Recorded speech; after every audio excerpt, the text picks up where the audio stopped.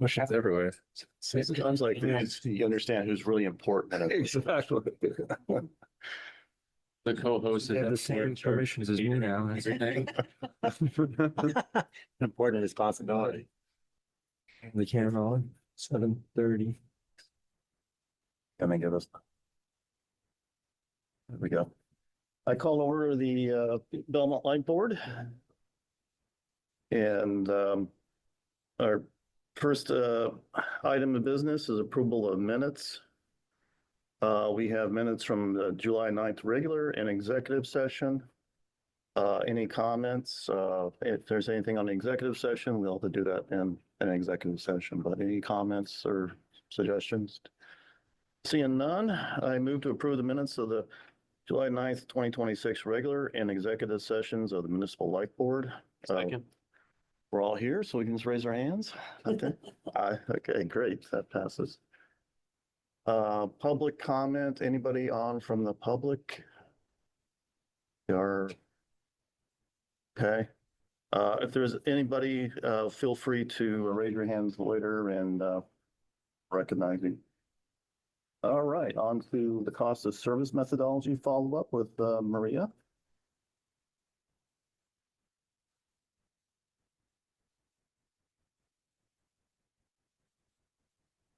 So following the presentation at the last meeting, what I did, I rerun all the numbers using three methodologies we were discussing and calculated cost recovery ratios using different approaches. And I also did more thorough analysis of how we allocate cost, what is what, and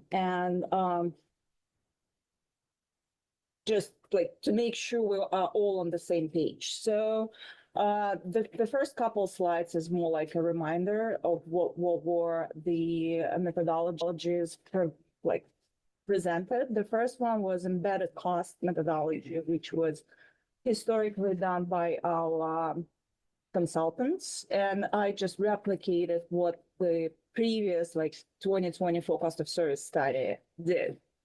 The second methodology, we call it multi-hour coincidental peak, uses different approach to cost allocation, different peaks and how these peaks determine each class share. And the third methodology, which is more precise, it also uses different peaks, but at the same time, it looks at the peaks, which are determining the cost of power for the department itself. It's just a brief overview of the approaches, and if needed, I can go deeper. I'm not sure we need to do it right now because we had a detailed discussion at the last meeting. So I mentioned it during my last presentation, and I also purposely put it, on the slide this time. So there is a difference between how each approach identifies certain type of the cost and allocate it to the certain line of the cost, which then allocated to different, let's call it charges of the class. So there is a difference between the traditional embedded cost methodology and the other two methodologies we've been analyzing or looking into. So, and the key differences, I would say, there are three differences. First of all, and it's a small piece, but still, as you know, we are rendering billing services to DPW for water and sewer billing, and embedded cost study included the cost of these services as well as revenue received, and it's a pass-through cost as a part of light activity, which obviously it's not a lot of money, but still it bumps the cost of the doing business for all classes. For version 2 and version 3, for other two methodologies, I just removed both expense and revenues from the analysis just to make it pure electric cost of service. That's number one. It's a small one. The second piece is overhead underground and standby line accounts. So the embedded cost was putting all these type of expenses to the customer charge while discussing it with our engineers and operating department and like Sam and Craig, we realized that it would be more precise to allocate the total cost of these expenses between customer and distribution, because it's also like maintenance of the system. And we like, while brainstorming, we said, okay, it looks like 40-60 sounds like a correct split, but it's easily, if we see that like going forward, the split should be changed, we can easily change it as well. Yep. Sorry to interrupt. What's the 60, is it 60 maintenance or 40 maintenance? 40 is customer, 60 is distribution. Okay. In terms of, I guess, maintenance versus new, is there a split there as well? Not at that level. We could look at that and be, break that down, based off of, Gotcha. we're probably at close to a 60-40 on maintenance and Yeah, capital work. yeah, I would say so. So 60% would be broken up Yeah, to 60-40. yeah, but again, it's just a side comment, like from the last year and this year overview of expenses, our maintenance expenses are growing compared to the capital expenses. And also our overhead maintenance grows compared to underground. That's just observation. Now that I asked the question, I'm sorry, what was the answer again? 40% what? What is a customer? Thank you. Perfect. Okay, and the key difference is how energy cost was allocated between the lines, how it was classified. While embedded cost of service study used most of the, as we consider it, energy expenses as a part of a capacity, the version 2 and version 3 identifies them as a pure energy cost. So what type of cost it is. And I have more details in the memo if you're interested, and we can talk about it as well, but I think it's an important thing to mention. So we consider spot market purchases, energy, it is an energy, right? We consider rate stabilization, and there is also ancillary cost, which is, again, it follows the ISO purchases. And we put it all for version 2 and version 3 into the energy piece of the expense, while embedded cost of service included as a capacity. So that's the difference, main three differences. If anyone has questions, I'll be happy to answer. If not, I'll just go forward. So is the remaining production capacity the capacity? Like for version 2 and 3, it's pure capacity, FCM charges. Yeah. Question I have, what was the original rationale for having spot purchases actually be part of capacity? That's not a question to me. It's what's done by consultants. I don't know. I just replicate it. Right. When I was analyzing the model, I've noticed, okay, because when I was doing all the research and everything, I'm like, why?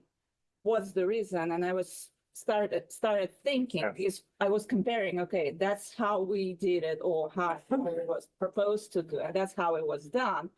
And I started questioning it myself, like, what was the reason to put spot market purchases into capacity? I have no answer, unfortunately. It goes back 40 or 50 years. Yeah, I think. We'll leave it at that then. I think it's just a traditional way of splitting energy costs, like 555 account expenses, and it is what it is. So if we ask the consultants to do a cost of service study now, would you think they would still use the version 1? I think it depends on how we ask them to do cost I of service. think they would, unless we provide direction to Yeah, use it different, or to do it differently. Well, and we would say, do our version or we'll find somebody else, right? That- Well, no, I'm just asking what the industry standard is now. I mean, there's these firms that do cost of service studies, that's all they do.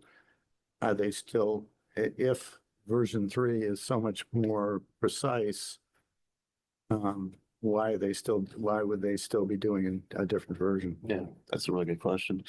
I think it's a very good question. I think those are the questions we're still working on getting answers to. Next week, we'll have an opportunity to talk to a few folks that have been more involved in cost of service studies, and maybe we can start to pull some of that info. It's what we find when we hire these vendors, they're very closed off to providing what they do and how they do it, even though we're paying for that product. They somewhat kind of hide their work and just provide what we need from them. I guess it's a self-preservation type process for them, but Right, but you'd still think if there was a better way to do it, somebody would jump on that and sort of pull the rest of the industry along after them if it turned out to be. I took a rate design class from APPA a couple weeks ago. And they say that like UFS, the firm who's specializing in cost of service studies, they was talking on a very high level about changing the approach to the cost of service and rate design as well. There'll be another session about rate design sometime either later August or early September, and I'm planning to attend it as well. But I mean, it looks like it was like historically it was done this way. And now with the access to the information and the data and everything and other tools which allow doing stuff quicker, the trend is moving towards more precise, analysis. Because again, there were a couple comments. It's interesting because there were a couple comments about, like, from different people about how do you analyze MDM data. And like I immediately wrote, I'm using quote. There were a couple other people who were saying, well, we're using Codex, for example. Like people started using AI to analyze MDM data. That was like an interesting observation for me, at least. Also, just going to quickly say to Jeff's question, I wonder if using capacity as part of, we just talked about the question, because we're typically 85% hedged in the summer. And if the demand happens to be higher, so if the effective hedge is below 80, let's say it's 70, because we have an unexpectedly high demand, then most of the spot market purchases or the incremental purchases have to do with the fact that the capacity is at a very high point, or the demand is, right? So at that point, you would allocate some of those spot market purchases to the to capacity, possibly because the cost is driven during those very high hours as a capacity cost. That actually makes sense. I'm not advocating it, but that actually that's a reasonable rationale. Okay. So on the next slide, it's analysis of cost recovery ratios using 2025 actual numbers and 2026, let's call it simulated numbers, because I had like just 6 months of actual, and I used budget numbers for the cost, and I used July 2025 through June 2026 allocators between classes because I don't have actual data. And I applied all three methodologies to this, and you can see the results. Like overall system, using all three methodologies, system under recovers a little bit in 2025 and under recovers are roughly around 7% using 2026 numbers. I also did a special analysis of CRR, cost recovery ratios, for solar and non-solar customers, because it's an interesting picture, and that definitely requires deeper dive. I mean, analyzing how solar influences the system and things like that. But I touched based on it over here. We knew because the curve for the solar health, the curve, like how called that Load, yeah, profile. yeah, their load profile is different compared to the regular non-solar customers. So the cost allocated to them is lower, and that obviously results in the higher ratio. And it's just like a slice of where we are. A couple disclaimers. Version 3, well, actually it's one.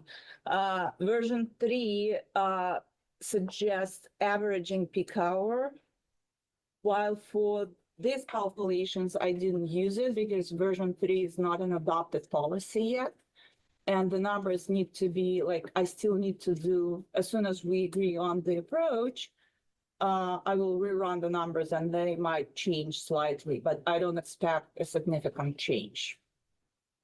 Can you, I'm not quite understanding the solar. I get that the solar peak would be lower, right? Mhm. So how does that result in a higher allocation? Because, Cost. so, because it takes hourly cost, and it takes like when there is a peak hour, the expense associated with solar customers is lower than with the regular customers.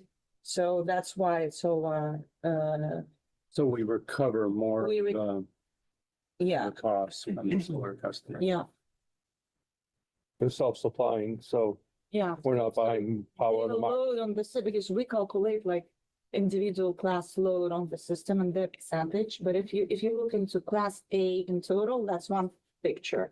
But if you split between solar and non-solar, solar customers do not load as much as non-solar customers at that particular hour when we identify the cost for them. So wouldn't you recover less if they're contributing less? That's maybe what I'm trying to.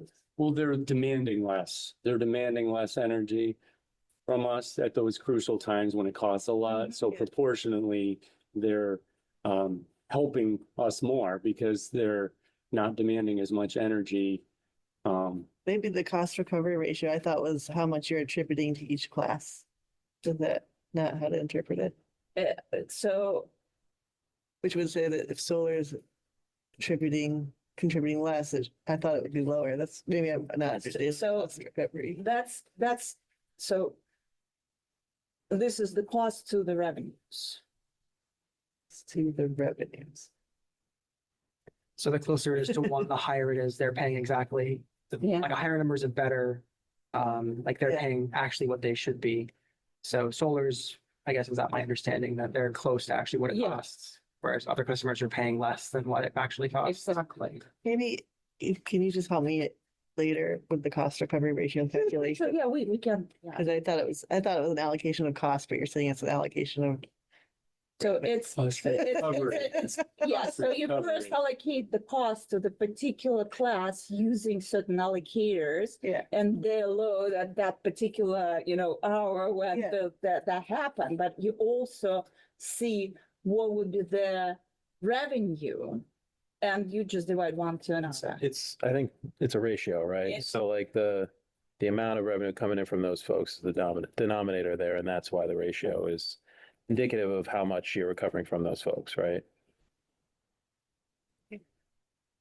Still don't get it. Listen. Yeah. I was gonna say, I made it worse. All right, so that's the picture. So what I wanted to do, I want to like point out, and we just were talking about like solar customers and everything. Yeah, a quick thing, I already mentioned that like the influence of solar customers and to the whole system and how we should treat them, and potentially maybe we should have a different rate for solar customers, things like that. That just like requires a separate research, and I'm like planning to do that. It wasn't the goal of this particular presentation right now, but I just wanted to mention what it is. And another important thing, like buyback cost, like what we pay to our solar customers is considered to be just an energy cost. And it like for us as an organization, and I spread it among all the classes. So because it's like a part of a regular power cost we allocate, not specifically to solar. So we credit them, it's our expense, right? You lost me on that one, but keep going. All right, okay. So, again, interesting picture. We have, like total around 500 solar customers, something like that, right? For something. While for rate A, it's a small percentage, and for rate A time of use, it's roughly a third of the total, group of the customers. So it's comparable, but not really comparable, because there's also, like, No, I'm saying it's interesting that the TOU, the alignment between the TOU and the solar customers. yes, An observation. yes, because time of use, it was a pilot rate, and like customers joining the rate, they were like knowing what they're doing. So that's the result. Do we, for the time of use rate? Because solar is one thing, but these guys are also providing benefits. Yep. So time of use, it's another, like as I see it, and we can move it, it's the last slide of this presentation to what I think we need to do, but it's a question to the board, how you wanna like look at it and what we wanna do. Well, I did notice the V2 versus V3 or time of use was interesting. There wasn't a savings. There wasn't a delta for the V2 versus V3, and Mhm. that was probably the selection of the peaks then, that way. Yeah, I think so. So you're not crediting the TOU as much with the solar in the residential TOU, because you get a 0.93 and a 0.93 residential solar TOU versus residential regular. Right? In the V225. You would expect a lower, if we're gonna say that it's lower, right? You would expect that the residential solar TOU folks are saving Yeah. peak. But if you look at this value, 25 V2 on the prior slide, Mhm. they have the same ratio as the regular residential users. Yeah, they do. That's interesting. Because we have like 1,000 customers, Yeah. and the solar customers are so small. that, Okay. They're not like- so it's not representative. You're I just get you. looking into the slice, and that's why, like, while it's a third of time of use customers, it's like 3% or 4% of regular A customers. Yeah. So it's not very representative from this perspective, I'd say. When we created the time of use rate, it was built as a revenue neutral rate as well. Okay. So it's based off that platform, and I think that's kind of where I don't want to say struggling now, but what's changing now is how we're looking at it. Yeah. Now that's not a pilot anymore. What it should be, Yeah. what can we do with it now? The buyback rate is higher too for the TOU participants. Yes, correct? it is. So we need, there are a couple questions. Sorry, so if you're giving them more, then you're probably recovering less overall, right, on the buyback rate. Yeah. So, Sorry, Maria, before you move off that slide, can you explain what those percentages represent in that solar table? yes, sure. So, so the first line. The share of its class, but is that It's class, as I said, it's like share of what? solar customers out of the total. Counts. Yeah, Customer count. Thank you. yeah. So then how much, each solar, like group, trying to find the word, contribute to the peak? I mean, what is the group peak share? I just wasn't sure if it was consumption based or customer based. And the line above says something I didn't understand. It was what these meters draw and what they send back. Okay, so. I didn't know what the units were. Thank you. Yeah, are you satisfied with the answer? Yes, thank you. Okay, so can we go forward? Yes, please. Thank you. So if you look at the total cost to Belmont Light of a solar customer versus a demand response customer, at some point, solar has voltage violations, right? And could create cost. Now, that's only after it passes a certain threshold, right? Whereas We demand, didn't do this analysis yet. Yeah, yeah. That's something we can do, but not right now. I mean, that was not the part of this. no, I know, but it's a question that I have, which is it's got benefits until you have issues that you have to do on the grid. Mhm. And then whereas demand response doesn't. Right? So to me, it's like a longer term question of you're allocating on peak, but does that capture the full cost of the solar that you might have over a certain threshold? And I don't know if we're probably nowhere near that threshold, so maybe it's a nothing back. For us right now, yeah, that's Okay. where we're at. If and when we have a utility scale solar or something of that nature, if we will probably be looking at some of those, but hopefully we'll have a battery at the same time. Yeah. So, all right. Right now, right now it hasn't been a problem for us. But that's one of the things I think worth researching. And I think we discussed it at the last meeting, like it's not only looking to what we have as just what solar benefits are, but also see what Kevin and Jordan are doing, like programs. Can we combine them? Because redesign is, I strongly believe should take into consideration all like variety of potential, development. We can do it in stages. We can say, okay, as of now, that's what we do, but then we're working on the programs. Let's see what would be response on these programs and then reevaluate how we can adjust the rates or look into the rates. Yeah. That's, yeah. And we have the beauty of this AI. We have the tool which helps us to do relatively real things. Okay, so, that was when I was doing this research, I was talking to my friend, Claude, and, we were brainstorming, what do we have to use as allocator for version 3? Because we still think, and we had that discussion for that version 3 is a more precise methodology. And originally what I reported at the last meeting was, okay, we're using 4 summer peaks to allocate the cost.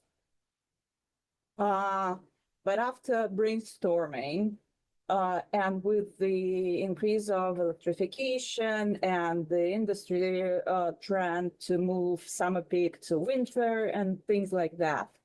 And also, as a simple example, like street light rate, it might make sense instead of using 4 summer peaks, use 12 monthly peaks to allocate the cost because it allows to allocate the fair share of the class contribution to the load.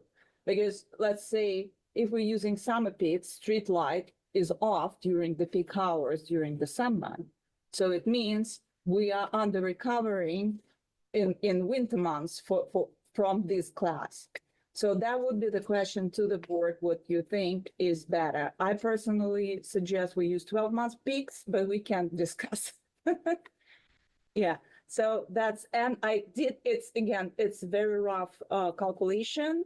So while the system under recovery is the same, there is a difference between class recoveries using 4 or 12 months.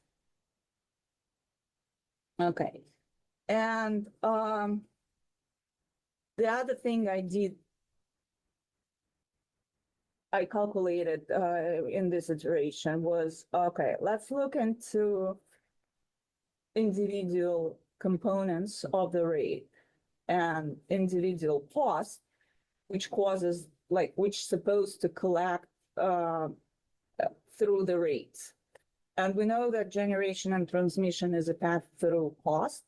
And power cost adjustment is a tool we use to regulate over on the collection. And again, I'm just that was my thought process too, that, okay, let's look into all other components and see where we are.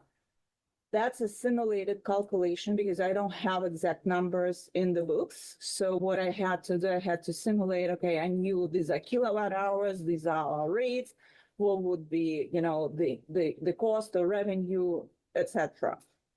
So that's what it shows us, that generation was okay for 25. It's a little under collecting in 26. Transmission with the changed rates, a little recover, but I think it will smooth by the end of the year from what I see right now with the costs. And then there is this distribution and customer charge on the collection. And I'm talking about 26. And that's just more like an observation of where we are from individual lines of the tariff and individual expenses, if we categorize them the way we, recover. Can I ask Maria on the generation under recover in 26? Is that because we haven't applied any PCA or any And that one calibration? too, because PCA is, Because it will be a pass through, right? So it's theoretically that. so we say for both, like, ideally, we're looking to have like generation transmission cost being at one. But that's not possible, we all know, because we build our rates using budget numbers and assumptions, et cetera, et cetera. But for these two line items, we have PCA, and, I present it regularly when I do true ups and I see where the cost is, like like gas prices, weather, this, that. It might go up, it might go down. For the past like 13 years working for Belmont, I've been, we've been charging, we've been crediting customers, or we've been doing nothing, we're just observing. So that's what it is. My main concern is distribution and customer. Yeah. And another thing is that let's say like over recovery, if we do PCA drops and over recovery is relatively small, we usually don't do anything. But it means that whatever we collect through those charges, it subsidizes distribution and customer charge. So ideally, we need to tie distribution and customer closer to cost of service. I'm not saying we need to go to the to recover like 100%, but we need to move it a little closer. And there are different ways how we can do it. And it's, again, an art of redesign. And then we'll be okay. So if we're recovering our distribution, like general and all other costs, and we are keeping our KPIs at where we want to see them, then generation and transmission is regulated through PCA. Yep. So the customer charge that's reflected there, 0.74, that is after the reallocation of some of the customer charges to other elements, right? Because on an earlier slide, customer charge for version 1 is much higher than for version 2. Right. It's just version 3. I didn't do the same for 1 and 2. I did it only for 3. If you look into that slide, it says system under version 3 in the header. Right. Yeah. So the customer recovery would have been even less under version 1 than 7.4. Yeah. All right. So what I did, and again, I did it after I listened to APP class on cost of service study and rate design. Recently, there is a trend to set up demand charges for residential customers. And because we are like 90% residential, it's majority of our load, and it might make sense to consider. And what I did an analysis, what we recover from demand charges and from just regular distribution charges, and where we are. It's more like a slice of information, and I can do more deeper analysis.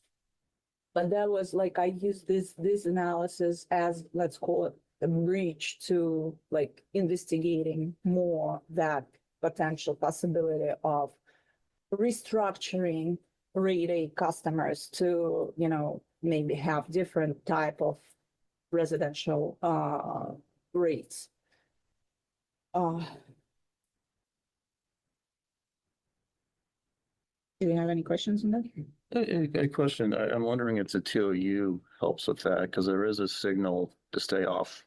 Yeah, time of use is okay because they get a signal, but the problem is other groups do not get that price signal. They don't. And with the demand charge, they might start getting it.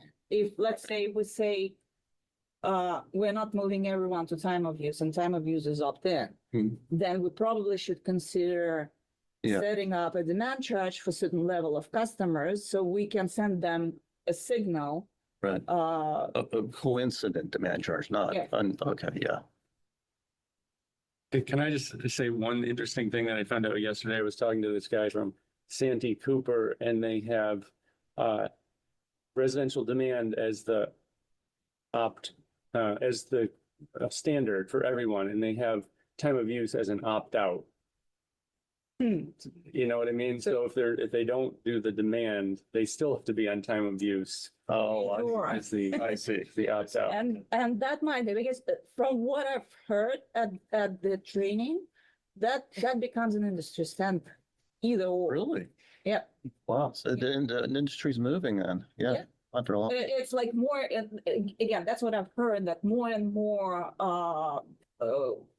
like people, I mean, like companies are moving towards either time of use or Right. demand charges for residential customers. That was interesting to me as well, because I was like, at that time, I was like in the process analyzing where we are, what we do and how we can, because again, that's an art of rate design.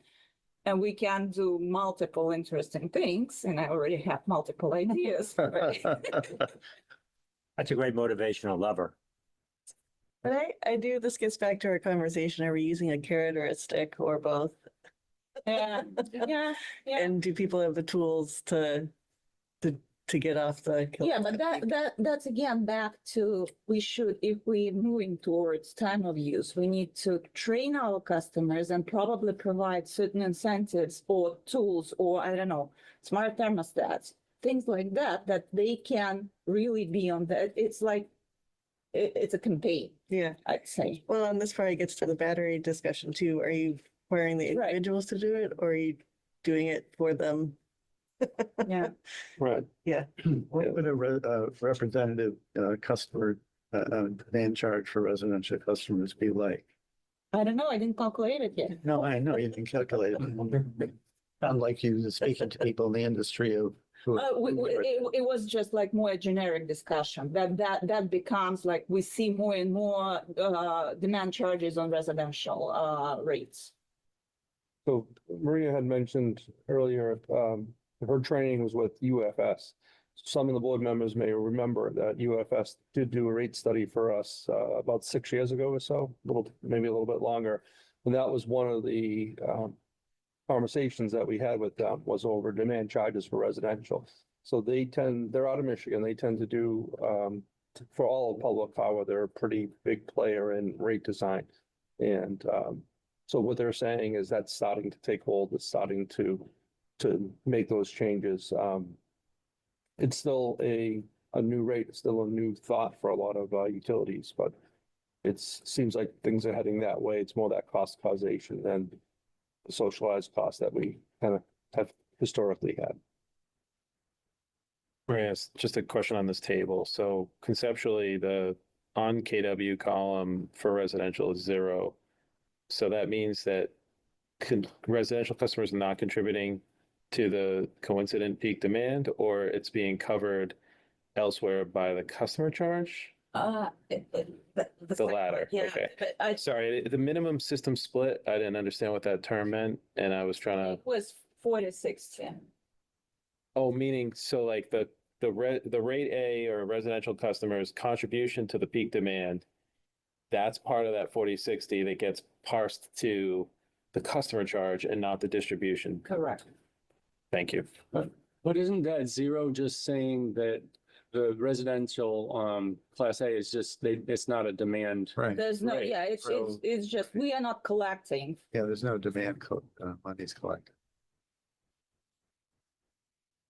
Oh, so this is, This the is- units on this table are revenues? Yeah, these are revenues. Thank you. So what's the difference between the first and the second columns there? It's like the first is distribution charge kilowatt hour and the second is a demand, KW.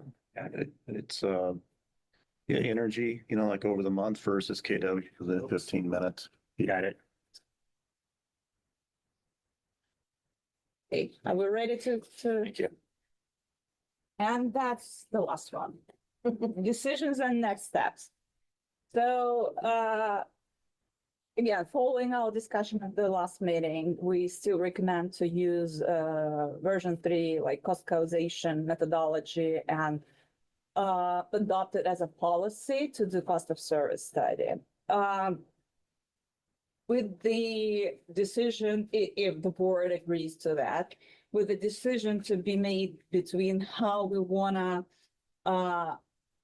allocate market energy, the spot market purchases, using either for summer months peaks or use 12 months peaks as an allocator to smooth and make sure that all classes which contribute to the peak getting their fair share of the cost. So that's what I'm looking from the board. And then the next steps, which as I see them, assuming we agree on what we use and how we proceed, I will convert what we agree on into the formal policy. I'll just create a document and present it to the board. Then I would have to, I mentioned it earlier today, that the version 3 methodology assumes averaging peak hour, which I didn't do for these calculations yet, but I will do. So I would rerun all CRRs once again, all the calculations using an average peak hour.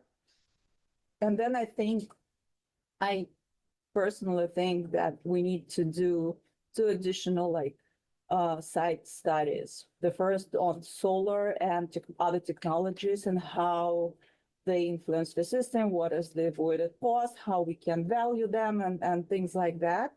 And the second piece is time of use, customers, and potential migration strategy, and what we want to do and how we want to do. And following that, when I analyze where we are and what we can do, we can talk about rate design and how we want to approach rates and what we want to do. So it's like a complex multi-stage process as I see it again. The migration for time of use means? Means, what do we do with time of use? Is it opt-in or opt-out? Do we say this after if you have over certain consumption, you have to be on time of use, or if your behavior is like that, you have to be on time of use. So because we know that again, I didn't put it into the slides, but it's in my memo that for time of use, if it's opt-in, unfortunately, those who are winning on time of use will be joining, and those who are losing, they will not, which is not good. So it means that there'll be a subsidy from other classes, and the more we have those who are winning on time of use join time of use, the more we struggle and the subsidy will grow. So I believe there should be complex approach to that. So like Kevin said, either or, either time of use or demand, or we say you have to be on time of use if your load is over, or if you have certain technology and you use it. I mean, you fully electric, you have to be on time of use, or you have to be on demand charge. Again, there are multiple options how we can approach it, and I think we are not ready to discuss it in detail. But also, as a part of, let's say, solar study, I think we also need to look into the buyback rate, in complex, not just because right now, as you know, for time of use, we have one rate. For flat A or flat customers, we have another rate. I think there should be analysis and rationale.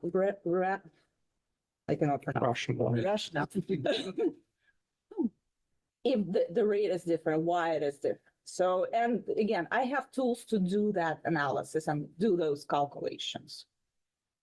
So the end result here would be at some point to do rate design, change the rates in a revenue neutral way to reflect the cost causation. Correct. I don't necessarily agree with that. That's the stick approach, and there might be carrot approaches. And I think it would be interesting to understand the cost revenue recovery. But the question to me is, what do you do with that? You know, is that a way to target program customers? Or do you suddenly put everybody in opt-in? There's a lot of options there. It doesn't have to result in a direct. Yeah. And it reminds me of insurance, right? You pool everybody's risks into one piece. And so that's a policy issue of what do you do with that information? Yeah, to me, this is, and this is the only thing I learned in my economics class in college, right? But you go with efficiency first and then equity. So I think this is more clear-eyed, more precise understanding of what really costs us. So we don't get bit. I know, like next time we're talking about some financials on batteries, right? And I'm sure the methodology you're using, like Kevin, probably doesn't match that version 1 of the cost of service. So we could say, hey, this is a great investment. And then the cost of service comes back and says, oh, you guys are losing money because you have a different methodology, right? I suspect this gets us closer to what you're doing, right? And so we line up. I mean, you would want that lined up, hopefully, right? So you're not getting bitten on the back end.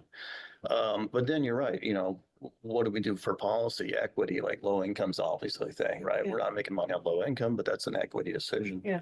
So this really helps. Let me go forward. I'm sold on the 12 months. That helps. Okay. And I don't think for rates, you know, when we started, it seemed like we needed to change some rates, but I don't, from what I see here, I think we can. We might need to restructure them a little bit, Yeah, but right now. but not necessarily like to Yeah. increase or something. Yeah, but we don't need anything right now in a certain class. Right now, we're good, especially with PCA implemented. We will be collecting. We will not be, Yeah. doing this year. But I'm watching it, and Craig might talk about it. Yeah, we'll be talking about this. Yeah. But what do we do? The customer charges what way under recovery? Is that something that we just, That's been that way for a long time. Yeah. I think at our next rate, whenever that rate, formal rate movement is, that's when we, again, needed that's almost an equity And- thing, I know. And it's also a policy decision. We know that the customer charge is lower than it's supposed to be, but it's a policy decision. We know about it, and we continue doing it this way. the question is, how long do you allow those sort of unbalances to continue and to grow as opposed to start to do something about them? Yeah. I don't think anybody's suggesting we increase our customer charge from, what is it, $12.50 now? It's, yeah, 1260. To whatever the, cost of service probably would recover, would suggest, which is $20 or $22. But, it's just a question of how long you want to, for equity and other reasons, Right. continue with what you have. The only other question I have, and it's not one for this year, but I also know that's moving to a seasonal capacity. Mhm. And so I think we need to consider, So it's just how we, like, when I look into, let's say, 27 and see where we are from the budget, when are they moving, I think it's next year, but I'm not. It's 2028. Oh, that it 28, takes. Okay, so we need to look into like 3-5 Yeah. years from now. Yeah, but it will be, obviously taken into consideration. That's a very good point, though. Yeah, does the 12 peak help in any way if we shift to the 12 peak? It's a different. Totally, it's for It's like capacity versus, yeah. Exactly. Slide 4, Maria, that table where you 25 and 2026 cost recovery ratios. For V3, are you using the 4 peak or 12 peak methodology? Peak, okay. I'd be curious, because I was trying to parse the 4 peak. Yeah, I did the comparison just. Slide 6. Yeah, and it's just like, again, it's a slice of, just to show the difference. Yeah. But for me, like 12 months peak sounds more reasonable, especially like we're all talking about, okay, we're electrifying, the peak might move to winter. How would we capture that cost? Right. Okay, thank you. I would say, particularly when you get into solar and some of these other technologies, I would say, just make sure the public knows, the stakeholders. So they don't think that we're doing something behind their back or something, maybe get them involved. Yeah. A little outreach, I'd recommend. But this is very interesting. Thank you for doing it. It's, I'm very interested in it mentioned myself. before, this is always a black You box. probably can see my excitement. Yeah. So I guess what I need from the board right now is like 12 lights at 4. I think we'll all agree on 12, but let's just make sure, yeah, it's on. And also that we're adopting version 3 as a policy, and it will allow me to go further. Yeah, well, I would say, for me personally, we've had rate design in place for 100 years, right? This is something new. This is something different. We've talked about it for 60 days. I think there's some questions we want to get answered for sure. So I know to do deeper dives, we need a direction as far as kind of what we want to look at, but I'm not sure I'm there yet personally. I think some questions have been asked that I think we'd like to get those answers still. So I don't want to make this, a long drawn out discussion over 6, 7, 10 months. But it's a big change if we start to go to a cost causation to some degree. So that's just maybe my hesitation, being a little bit conservative, but if the board is willing or wanting to give us that direction, happy to take it. We're happy to go in that direction. But I just wanted to get my kind of 2 cents out there on that. With you, I mean, I think what you've heard today, suggests a direction. I'm hesitant to write something, whatever, I'm not sure what it means, write it into policy, because there's, a lot of different steps, a lot of different elements of this. I think we're agreed. Well, not sure, maybe I shouldn't speak for anybody else, but I think we're moving in the right direction.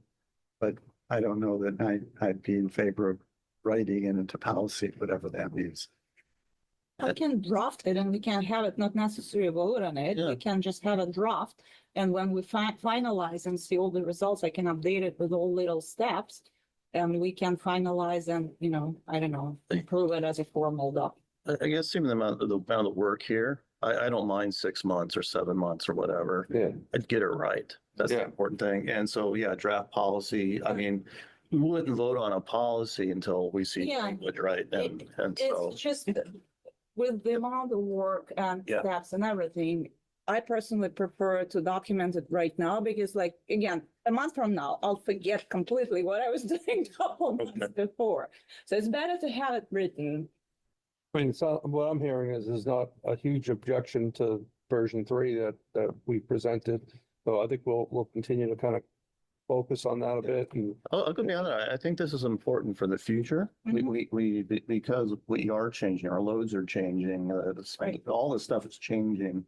If we can get more precise handle on our costs, which just gives us, I think that's really critical. Yeah, I agree. Can I ask a question about the implications though? So if we do change approach to cost causation, what are the implications? What's that tied to, right? Historically, we've done cost of service studies every several years. It's not a direct tie to rates, but it influences rate design, right?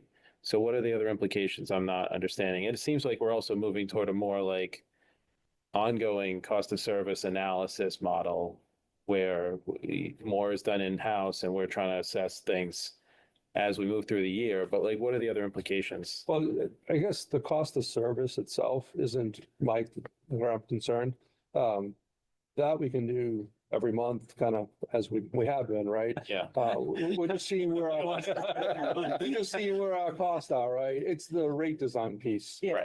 That I want to make Right. sure that we're comfortable with, right? If we're going to a cost causation, which really is going to impact where we go with our rates and what we're doing, whether it's demand charges on residential customers, time of use for all, opt-out type of thing, or something what we already have, right? But that piece there is, I think, the piece that I just want us to be, more comfortable with. Some of the questions that I heard come up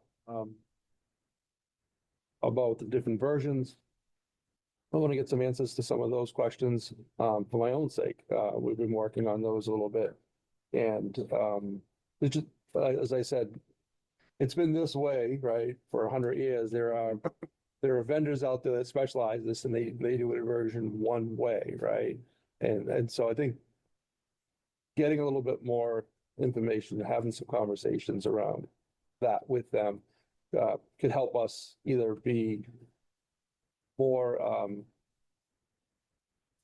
more definitive in version 3 and why we want to do that or not, right? Type of thing. So that's all I'm saying. It's My question was just like, are there other ramifications that I'm understanding? Like, does this factor into our DPU report filings? Does this factor into our, like, the key metrics that we do as part of our filings and our audits, right? Like, I don't see where I think this is all an informative step to rate design. yeah. And honestly, this table is a holistic informative step to rate design, right? Like we can adopt V3, but not be blind to versions 1 and 2, right? Yep. Like I think this is really helpful and great analysis, and I guess supportive of everything I'm hearing, but want to understand what the implications were that you were worried about. So, But it's just diving. of course. Yeah, just diving into the details, right? As they say, the devil's in the details. So I just wanted to make sure that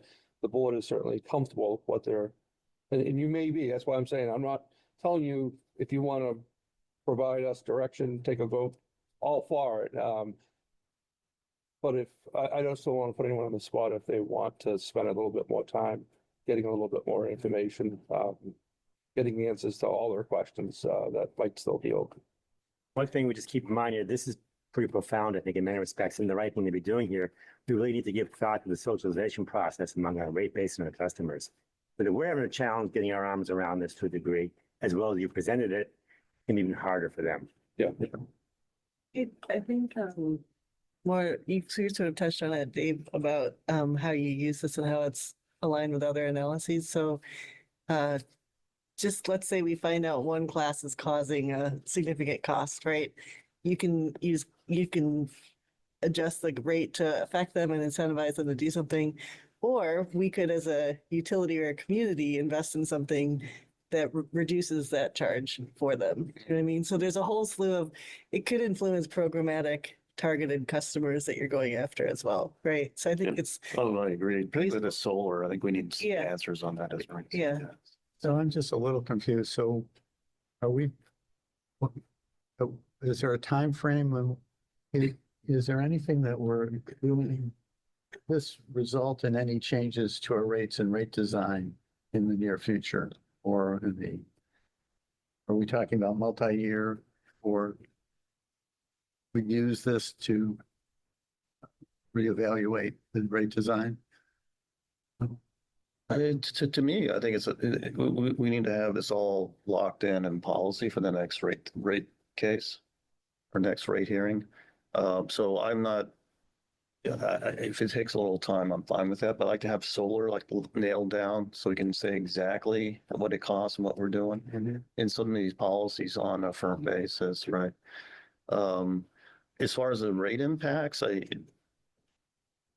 don't know as far as, I don't know if there'll be a huge amount right now, but I think in the future, particularly when we start seeing winter peaks and things like that, I think we could see some big changes if we're not careful, right? We need that system that can adapt to that and really keep up with our costs. I think. And to me, that's it. It's just like having this all locked down for our next formal rate hearing. And so we can answer a lot of questions we couldn't answer in the past because it was in this big. Yeah, I'm just saying that things change. And if it's, a couple of years from now, when we really are intending to, maybe we need a rate increase and in combination with that, we look at rate design. How much do we have to do now? I mean, maybe the solar is an exception to that. But how much do we do now rather than saying, yeah, we think we're on the right track, but we really don't need to do intensive analysis now if it's not going to result in anything for a couple of years down the road when things may change and attitudes may change, and the industry might have a different idea of how cost of service studies are run. I would say the next 6 months analysis makes sense to me. So it kind of validates the policy. And it gives us a sense when we do a formal analysis where it's going to be. And I think it'll save time in the future. Is like when you get a rate consulting, like, oh, here's our policy, follow, this is the way we do it, here you go. Right, or we do it in-house, but we have a policy in case somebody else works here, hasn't done it before. So I think the effort is worth it, personally. And I think you have to do some of this to get to things like solar, really.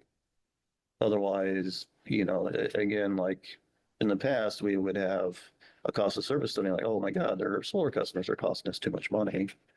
And then when you dig into it and you get a more precise view for costs, it looks like it's okay so far. I mean, we've got more questions, but yeah, that's hopefully that answered your question from my perspective. If I could just add to, so our last formal cost of service study was a little over 2 years ago. The recommendation is every 3 to 5 years, right? That's the industry recommendation. So we're kind of entering that third year. I think we could spend, as you said, Dave, about the 6-month time frame, work through the winter, look at things in particular, get some answers to some open questions, kind of be more deliberate and methodical around that. And that will put us right into our third year where we'll have some of the answers that we typically would bring a vendor on. We would have those answers in-house and be able to provide the board that kind of direction. I think another exciting thing, I think, Maria, you're getting close to like having this all automated. You hit a button, boom, cost of service pops up. That's what I want to do. Yeah, and so you don't even need the vendor. You say, Right. Here you go. Here's your answers. Yeah, and right now what I do, like on a monthly basis, I download MDM data and just add it to, to the load for 26. And it's, yeah. Yeah. Because the code I wrote, well, it wrote for me. It just, I say, okay, find like, there are new files there. Process it, and it just processes it for me and adds it to the whole analysis. And I think like with 6 months period, I'll have, at least on the load, I'll have all the data early January. I won't have all the expenses, but majority of them I will have. So we can look into actual 26 Okay. numbers too. Maybe we don't need a vendor then, or maybe we want somebody to validate the process. I don't think The we plan need is vendor, but not to have to use a vendor. And I think for me anyways, the next 6 months or so is just throwing that out as an example, but the next couple of months is maybe engaging a vendor, having, that conversation, getting some insight to why they were doing it this way. Yeah. Why not this way? Did they ever think about, right? To get some of the answers that have, the questions that have been asked, and just so we're very comfortable with what we're doing. Right. That's where I was coming from. So as part of any cost of service study, and that included this most recent one, we agree on a proposed schedule for rate increases right over a certain number of years.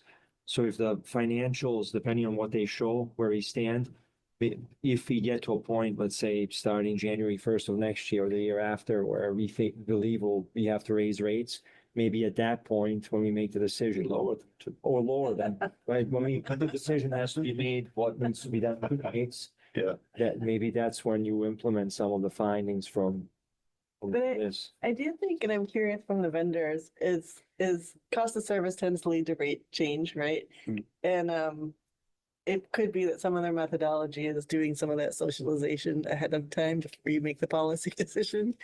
And so I do think doing our own cost of service study is one thing, but advising on how you turn that into a rate could be useful still. Yes. Yeah. Yeah. Understood, yeah. Yeah. As they said, right, the art of the cost of service was always the rate design. Yeah. Right, the numbers are the numbers, and Right. the systems we have in place and the work Marie's been doing is great. It's really giving us insight to them, but rate design is, Absolutely, yeah. Sometimes it's always good to be able to blame it on someone else. Yes. doesn't hurt my feelings to have that. I do though, no, I'm just joking. Marie's doing a great job. Any last thoughts on this topic? We got another. Just one more thing, so just to put things in perspective, I think especially for Jeff's sake, newer board member. So, and Craig just alluded to it, most organizations do cost of service studies every 3 or 5 years. Additional Wayne consultants. So not only are we almost capable of doing it on a daily basis? But there's a lot of, even right now, MLPs in the state of Massachusetts that use their PCA to cover expenses other than power supply expenses. So that just puts things in perspective as far as where we are and the fact that this approach is light years ahead of what's being done in the industry, right? And so it's in a way, a very radical sort of approach. But I think that should also make the board feel at ease as far as, any pressure to implement this right away, because I think we're already very far ahead of most other entities, which is obviously a great thing. So, Well said. Final thoughts? All right, on to batteries. Right, let me stop sharing. Yeah, and as Kevin Kevin and Jordan put their presentation on the screen, just to kind of give some context to what this is all about. With our power supply policy changes where we have a allotment of money that is earmarked for whether it's renewable energy credits or other greenhouse gas reduction, emission reduction initiatives within the bounds of the town of Belmont.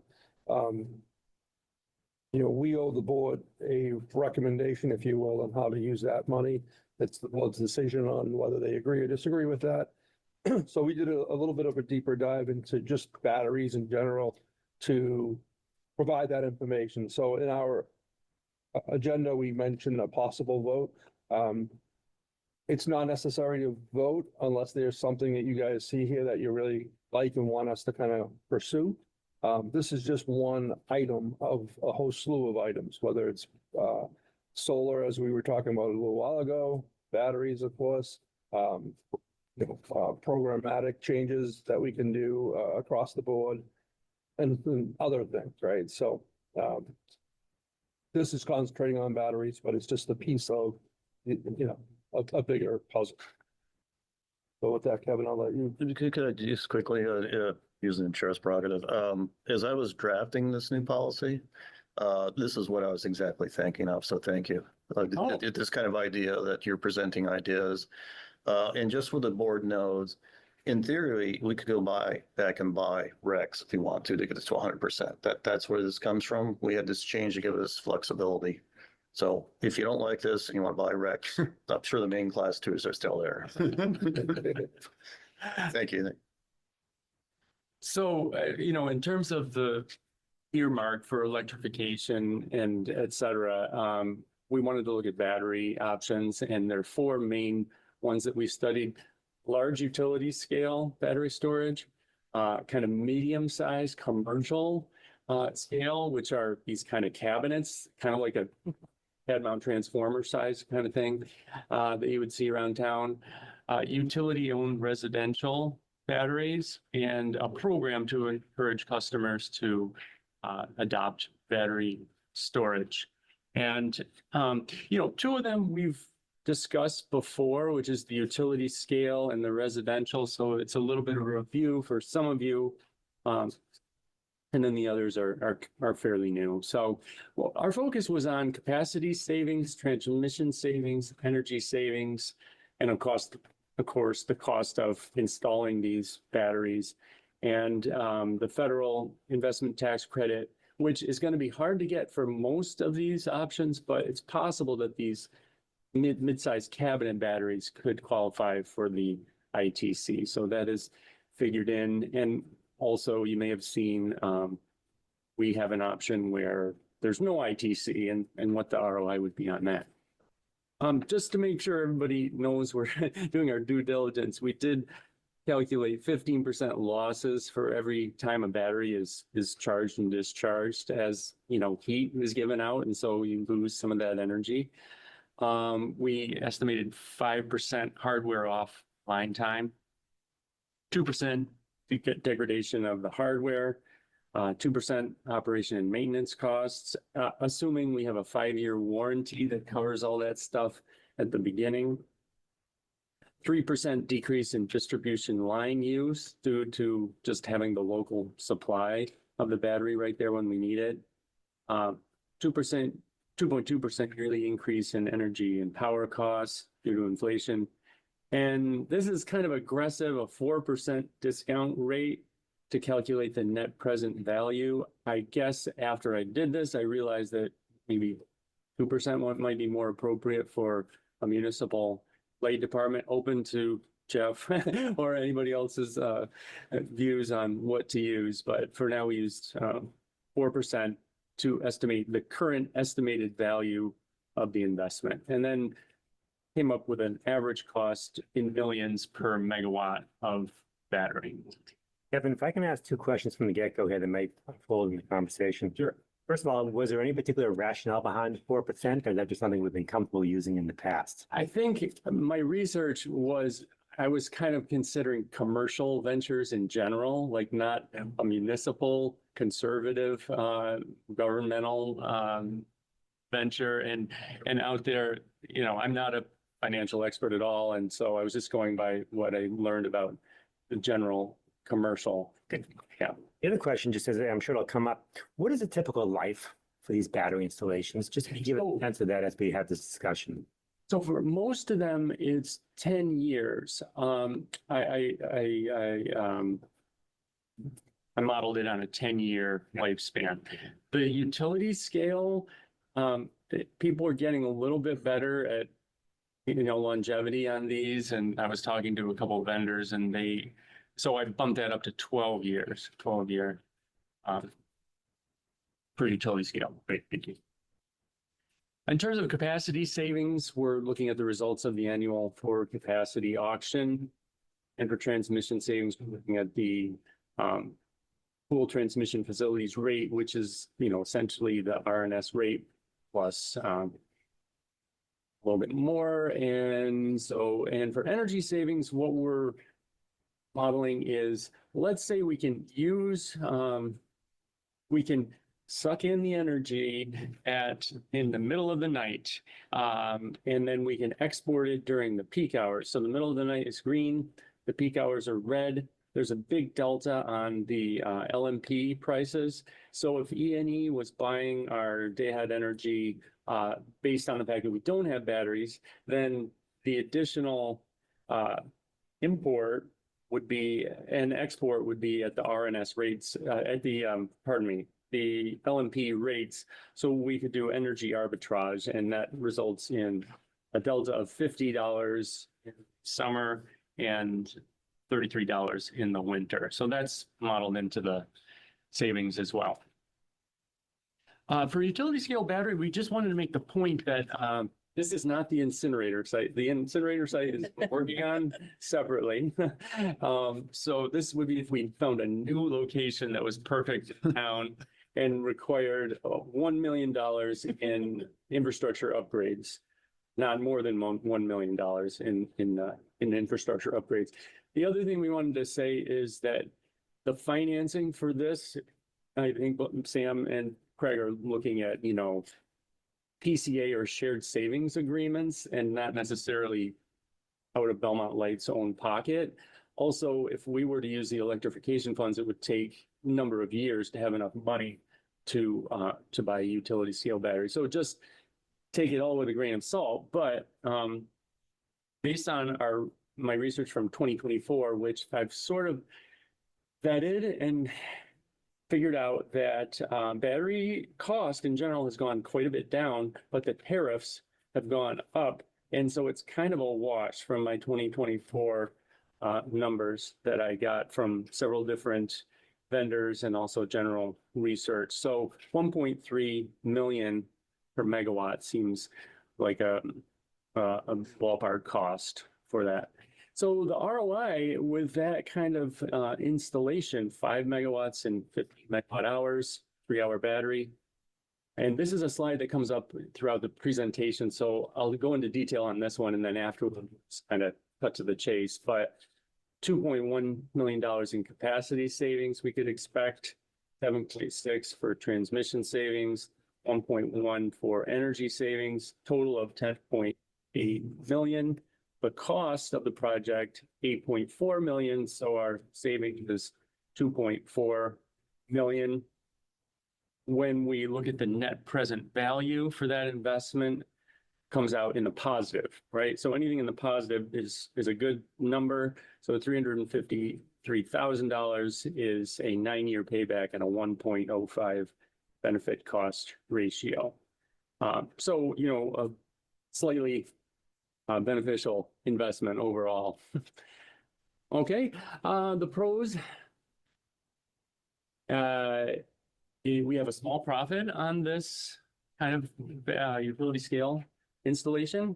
It's large scale, so we get 505 megawatts all at once. We're going to piecemeal it out with a number of different residential homes or, you know, cabinet batteries. The administration would be handled by probably a third party that would be running the software and stuff, a lot of it. So we might not have to do as much with administration. We would control the deployment, and all of our customers are benefiting, you know, indirectly from the savings. Cons, no direct customer involvement and potential for large infrastructure upgrades. Again, this is modeled with a $1 million upgrade, and then we're all set. So this gives you a picture of what cabinet style battery installation would be. It's much smaller. We would need to put in a small pad and install a few different battery modules and inverters. That little thing to the right that's hanging on to the battery is an inverter. And so sometimes you need multiple ones of those depending. But so for a 90 kilowatt, 180 kilowatt hour battery, we find that the pricing is around $175,000, including some of our costs to install it. That comes out to $1.9 million per megawatt. And this is what we're assuming is that we can find an existing 150 kVA transformer in town that's being used during the day, but really has a lot of capacity available at night, in the middle of the night, so we can charge it up and use that transformer's capacity. An existing transformer, we don't have to put a new one in, and that makes this, you know, attractive. So, but we need, of course, a little bit of land and hopefully a commercial location, so there's no customer or pushback. These are the options for our 12208 volt transformers that are already there. There are a lot of them, right? So there are a lot of options. The red ones are the higher voltage transformers. We don't have quite as many of those, but more batteries are designed for that. More commercial batteries are designed for the higher voltage. But we've sort of decided that if we focus on the lower voltage ones, we have a lot of options, and we can make that work. So you're probably wondering, you know, why does anybody install commercial batteries if the ROI isn't that great? You know, the net present value is negative, so that means we wouldn't be necessarily winning. I think that's because there's a lot of value for commercial batteries to back up businesses, right? They are baking bread, and they can't just stop baking bread. You know, the yeast is rising. And there's this guy in Braintree that I'm referencing. But anyway, the yeast is rising. You've got to put that thing in the oven, right? So you need resilience. You need, so that's part of the value of a commercial battery that we wouldn't perceive, because we'd be using it for peak shaving and you know, capacity and transmission savings and such. So resilience wouldn't be as much of a, well, I guess you might argue with me whether, but We have a pretty good ball rate. Yeah. Exactly. We have no outages. It's more beneficial to areas with higher outage rates than us, but you know, certainly still has some intrinsic value there. Just interrupt for a second, Kevin. Do you know how sensitive these numbers are to the discount rate? Is it? It was 2%. Would it? I could change the number. I couldn't do that right now. I couldn't figure out the difference, but I could do that within, you know, an hour if I had the time. So, yeah.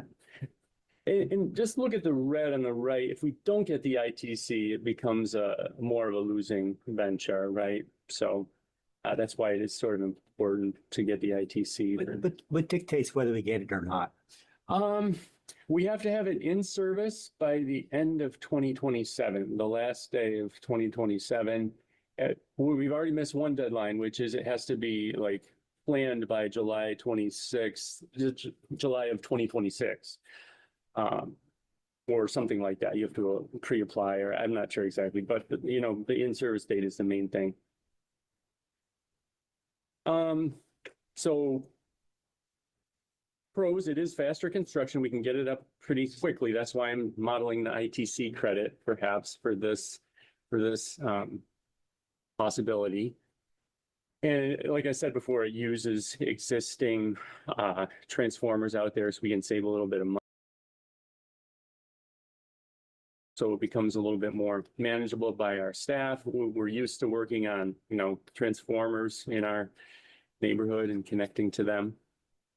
It's a small financial loss though, and in order to make a big impact, we need multiple locations. And so we have to find a little bit of land for each one of them as well.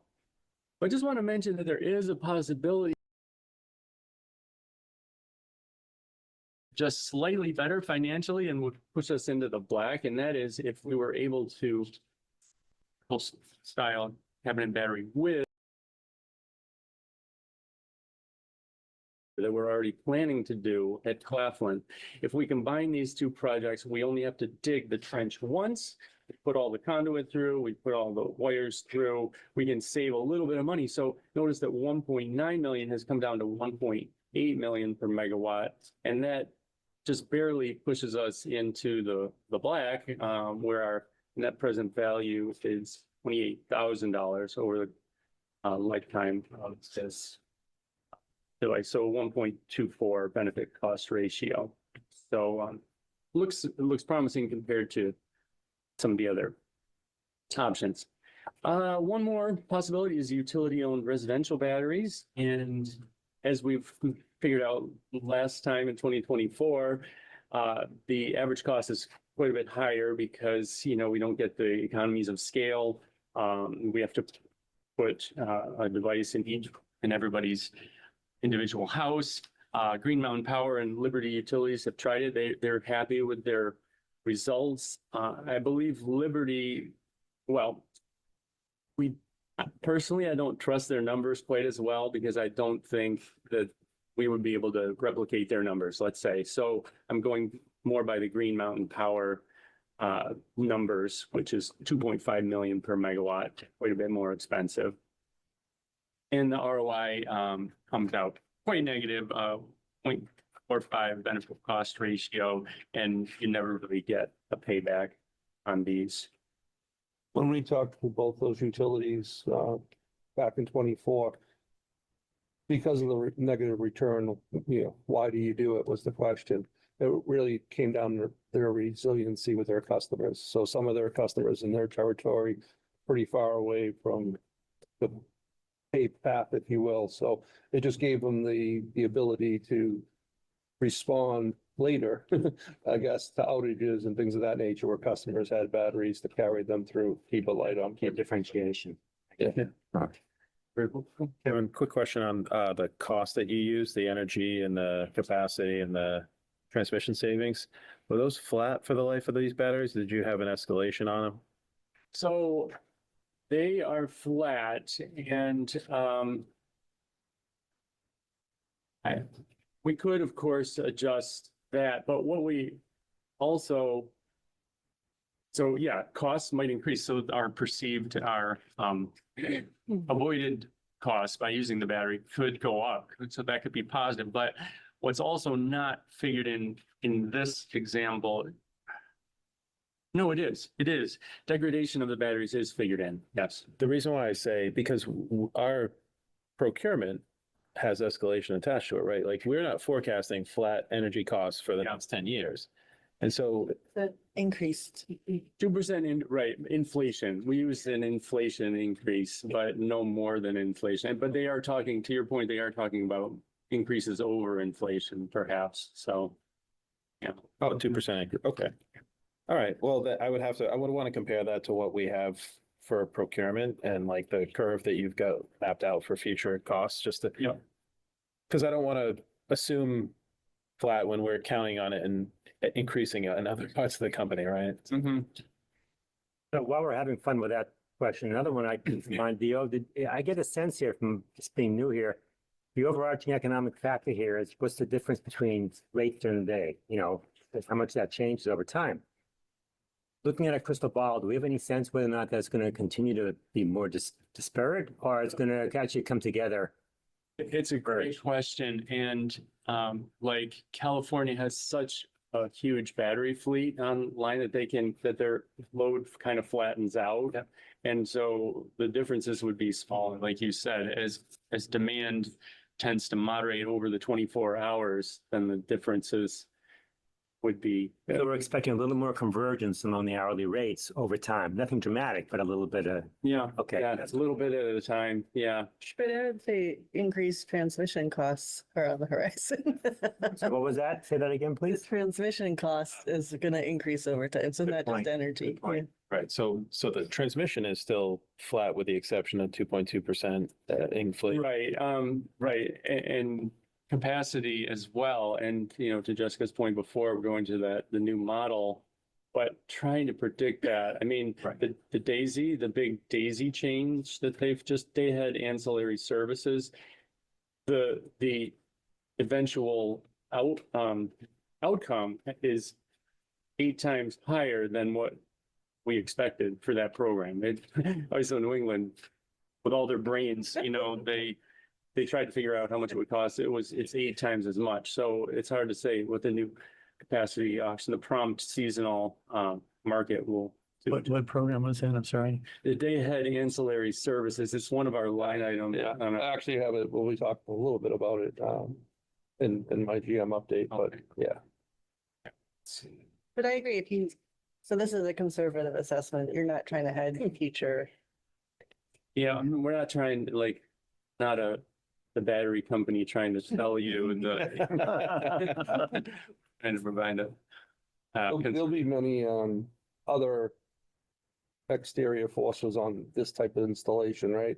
So this is just our cost, more or less, and it's kind of a loss leader for us.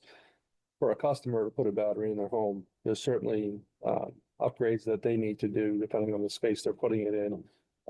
Fire retardant walls, things of that nature via the building code. And then there's also costs to the utility to be able to absorb that battery coming back on the system. That's usually part of the project to the customer, so.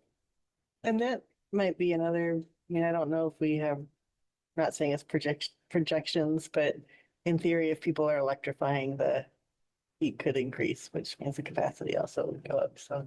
Right. Yeah. Right. It's hard to know. The cell report that comes out every year has been a little, what's the word, bearish on electrification. In other words, they think that the electrification won't be quite as much as we were predicting a couple years ago. For some obvious reasons and other, non-obvious reasons, but we talked about the pros and the cons pretty well on this one. Just I think it'll be a financial loss, but one thing to point out is utility liability in the customer's home. We own the batteries in their home. How could that affect us? And then the administrative challenge, if we have lots of customers that have batteries in their homes and we're the point point person for the, complaints or praise, probably more complaints. That might be hard. Can you, that's a very concern to me. There's a fire, the fire's going to be pointing at us. Can you insure yourself reasonably for this?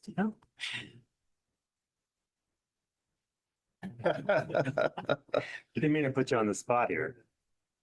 There's, so through our insurance agency that we work with, and I've got a closer connection to them.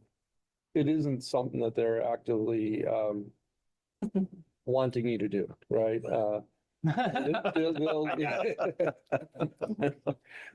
You are taking on those risks, but I will say it's not unlike solar on your roof, right?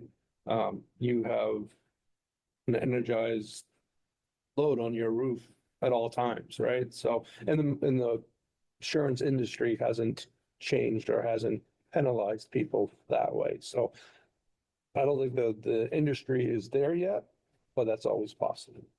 Thank you. I worked on storage in 2008, believe it or not, and things have changed. But one of the things we found was the value of storage went up as you pair it with solar or electric vehicles.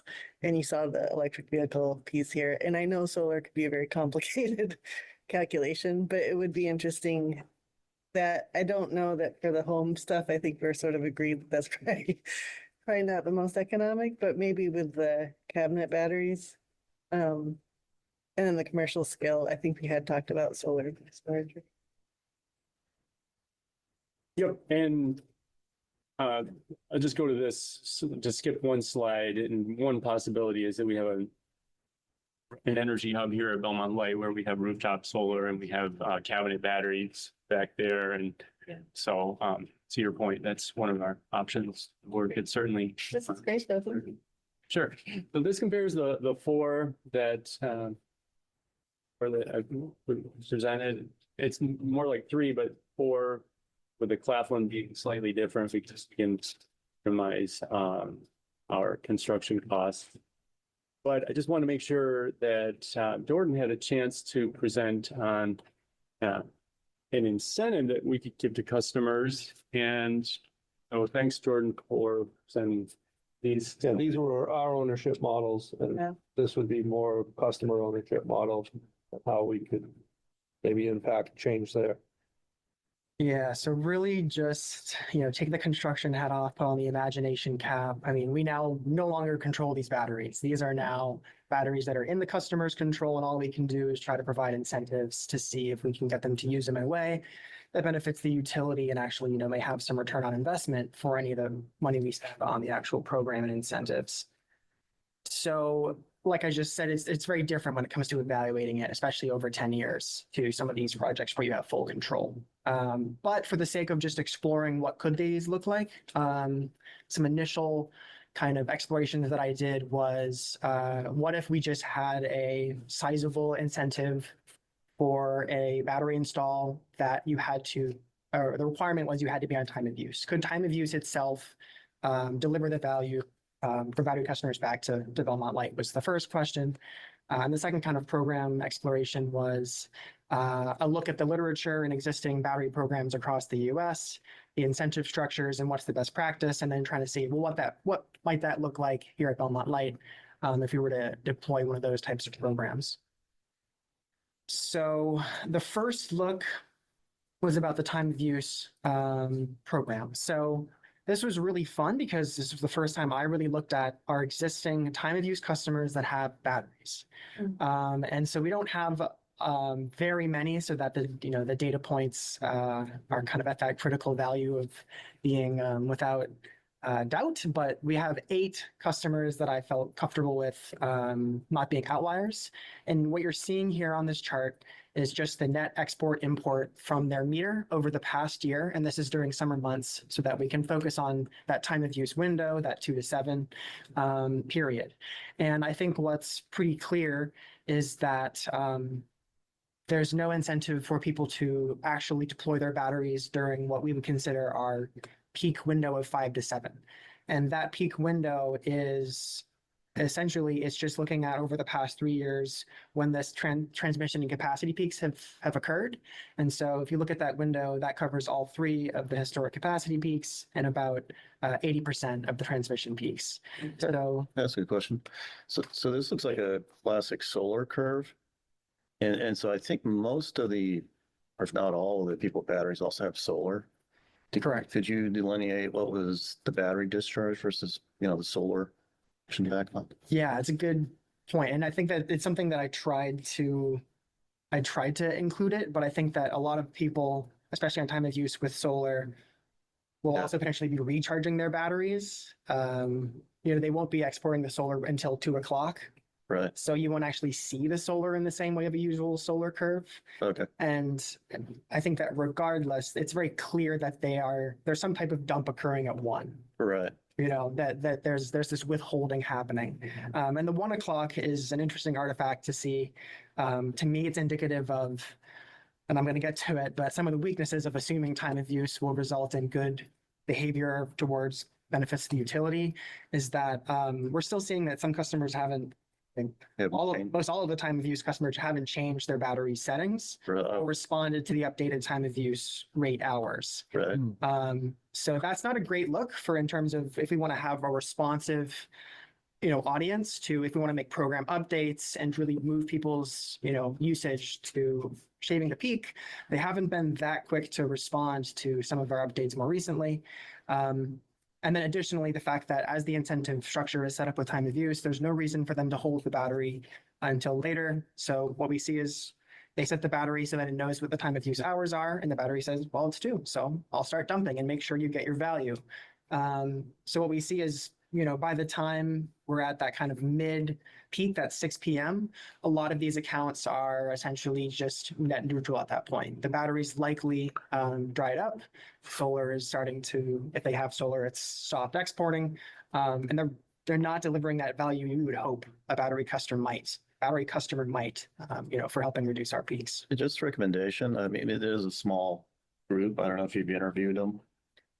But it might be interesting to get because we want to, hey, we want you to discharge from 4 to 6, whatever period, right? That's optimal. What do we need to do? What incentive do you need? I think there's a couple of them that they've gone 10 years on a battery, so they're looking to update. So it might be an interesting time to talk to them to see what they're thinking and what would work, the kind of line.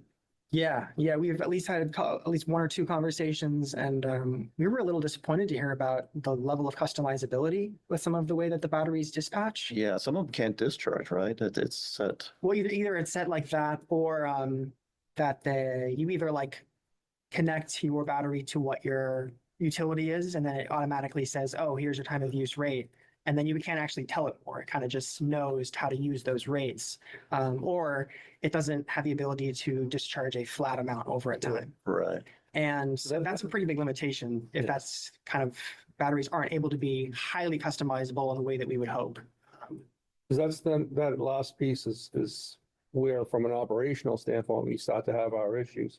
It's all or nothing, and it's all at once, right? Yeah. It would be wonderful for a battery to, over a 4-hour window, slowly discharge. Yeah. But it doesn't. It's just like a water, faucet being turned on. And so our system has to be there, available to carry all that all at once. And Right. it starts to cause issues on the system. Nothing major. I don't want to scare anyone, but you might get a neighbor might see a flicker in their lights or something of that nature because that secondary crib, as we call it, that they're on is being impacted, so.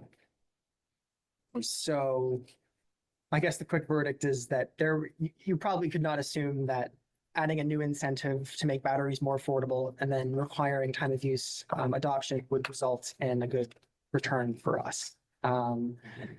I was tempted to look at, what could I do with the time of use rate to make it work? But the problem is the time of use rate is also for everyone else that wants to opt in. So you can't just design it to make battery customers, behavior work. It has to make sense across all customers. So with that kind of opportunity not looking like a great one as it is now, I then looked into what are we seeing across the country. So there's, I can't remember, I think this is a bunch of an organization that covers a bunch of states and helps them do research, the CESA. And they have some good literature on battery programs. So from then I was able to find that our current battery incentives are pretty low compared to the average, although a lot of the battery incentive programs in the US are coming from those mid to large size utilities. We're a pretty small utility for actually offering a battery incentive. But the ones that are being offered are in public power, closer to $300 per kilowatt, or in the private sector to like $800 per kilowatt hour. And so that's where the program design has kind of calibrated at this $300 per kilowatt number. That's what we see. Fort Collins offers and caps it at $6,000. And this is a number that is kind of associated with that tipping point. Currently, with our incentives, it's likely that people are kind of in that free ridership bucket. Our incentives are pretty low compared to what the total cost of battery are in a residential setting.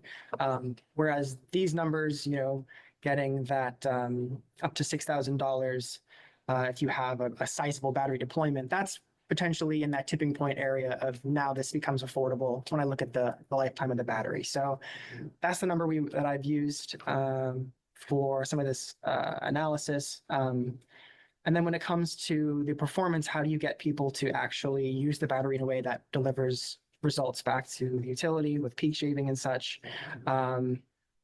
I found this whole concept of this dollar per kilowatt year. And what this focuses on is looking at that average kilowatt dispensed over critical hours and trying to assign a value to it. So if you could get the battery customers to have an incentive to, over the course of the year, dispense their battery over a certain set window, they would get compensated an amount per average kilowatt during that window back at the end of the year. And what that number would be less than what the actual value is to us, but still a sizable number to make them have an incentive to actually set their battery to do that. I think that the one thing that I've seen that's different between us and some of the programs that do this currently is that they'll have remote dispatch or direct metering and be able to directly verify, is the battery doing what we think it is versus solar in here, what's their actual usage curves, things like that. One quick question on the customers you looked at. Sure. Which is like, let's say they already have heat pumps or electric vehicles, then it may be that the battery plus solar is already seeing the benefit. You can't, it's masking what you see as zero input, but really it's actually already hiding, a lot of power behind it. Correct. Yeah, I think you're totally right. I think that, and I think a big part of this is the comparison of what they could be doing. Yeah. They're doing it too. Yeah. Right. And thinking, oh gosh, well that would be where you would be getting the value, is if they could be doing what they're doing it too at 6. Yeah. Well, I guess what I'm trying to say is, do we know if they had other loads that were already mitigated as a benefit that doesn't show up on the grid out of it? Well, they could be coming home and just generally increasing their usage Yeah. as anybody would when they come home from Yeah. work. But hopefully they're not charging their EV, because if they're on time of use, they're highly incentivized not to charge their EV then. Yeah. But there could be just a lot of home usage that's being covered by the battery. Yeah. So yeah. But you're not seeing, because I'm thinking I have a heat pump. If I had, you can clearly see what Right.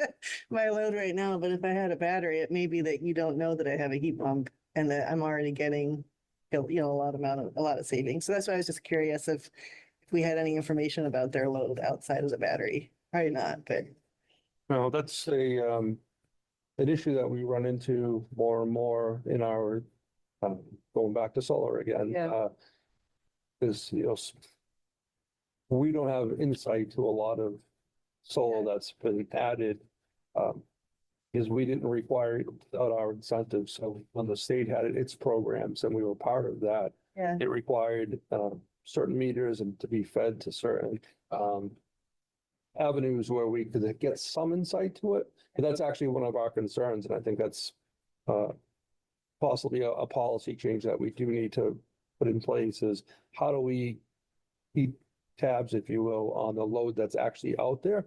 Yeah. So when we have those very hot weeks and days, like we did last June, right? We had that big peak. I want to say we didn't see it coming. Yeah. But we didn't see the extent of it coming. And that's because some of that load is Yeah. visible to us. Yeah. So I didn't know if, and maybe I'm just trying to think about the battery, like maybe it's already providing benefits and we're saying it's not doing much, but I don't know how much visibility we have into it.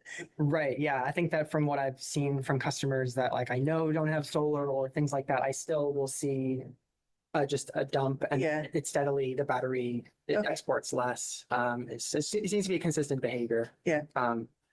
So, but I get your point. And it's something where we have started collecting good data on through rebates, like where are heat pumps being installed, where Yeah. are heat chargers being installed, is the type of thing that, Maria, she introduced me to her friend Claude. And so the ability to potentially plug in like these date of installations for heat pumps, EVs, solar, could we then model out kind of these base load usage and where these devices come in so you can actually see just battery usage without having to actually, Yeah. have a direct plug-in. Yeah. That's a hope, I think, in time. Just a time check. Does anybody have a hard stop? Okay, we might run over, but okay, that's all right.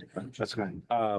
Just real quick on the continuing this road, the slope of that recovery line is potentially indicative. If you like plotted that against weather, you might be able to determine the heat pump impacts that Jessica was talking about. So like for each household, you find a characteristic rebound rate based on weather. So not something we need to figure out. And it might be, you might be able to tease it out. I have thoughts about this later when we wrap up that I think will help. Keep going. Awesome. Yeah. And also just to quickly say that a lot of these batteries only have a capacity of maybe 2 hours. Yeah. So Right. they likely, if they're starting dumping at 2, they probably are actually depleted by 6. And there are some exceptions to that, but right. So going into some of the program design. So as I said, there are, this whole idea of $1 per kilowatt year. It's pretty critical to evaluating, well, if we could incentivize people's behavior, if they do export from 5 to 7, what could the value be, to us as a utility? So the real ISO New England numbers, we're getting this $214 value. That is current. That is not, when I, plugged in this next slide, a 10-hour lookout, that is not increasing, though it likely will. And then these other numbers we get are kind of the more, they are the estimate that you are probably not hitting every peak, especially if it's customers you don't have direct control. So some more, conservative numbers, or might be the 125 to 143, assuming you're going to miss peaks or people are going to opt out.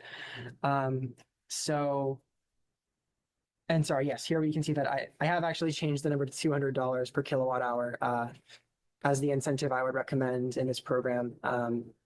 Since that matches up to our 30 kilowatt hour limit on battery storage, other incentives. So, right, so the limitations, I think we've already talked about how we don't have the ability to know how much they actually are exporting. So we would have to establish baselines to be able to then determine how much we think their battery is average exporting during that 5 to 7 window.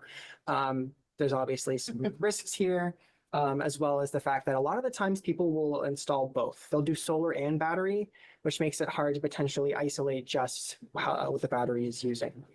And then, of course, the other issue being that if you're trying to look for that average kilowatt hour per year, the fact that our historic split or our transmission peaks and or just peaks in general have a pretty even split between the 5 to 6 and 6 to 7 period. So if the average installation is a single Tesla Powerwall 3, they can export that all in 1 hour.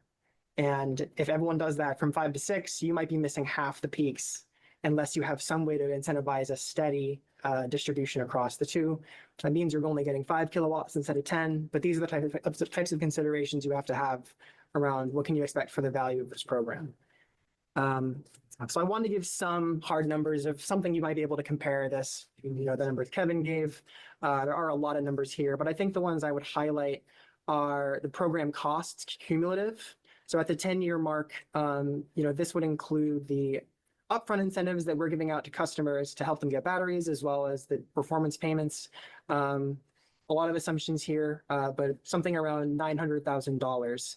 And this is including a Tesla Powerwall 3 being the purchase, 15 participants a year, and customers being fully engaged, being well-educated and using the batteries as we would hope. And then when you look at the value to Belmont cumulative by year 10, you can see that range of, the ISO number versus MWEX number. You, in the best case scenario, are probably just about breaking even from your program costs by the year 10. I think the one difference between this type of program and what Kevin showcased was that there is the benefit for customers to have their own, say, profit from this. They can engage in time of use energy arbitrage. They can now have this performance payment. They could also opt in to the Connected Homes program, which has better insurance of making sure they hit the peaks. And if they do engage with that, customers do have a lot to gain from having these batteries in their homes. And this does not include, the value to customers does not include the upfront incentive. This is just like an annual actual benefit for owning the battery.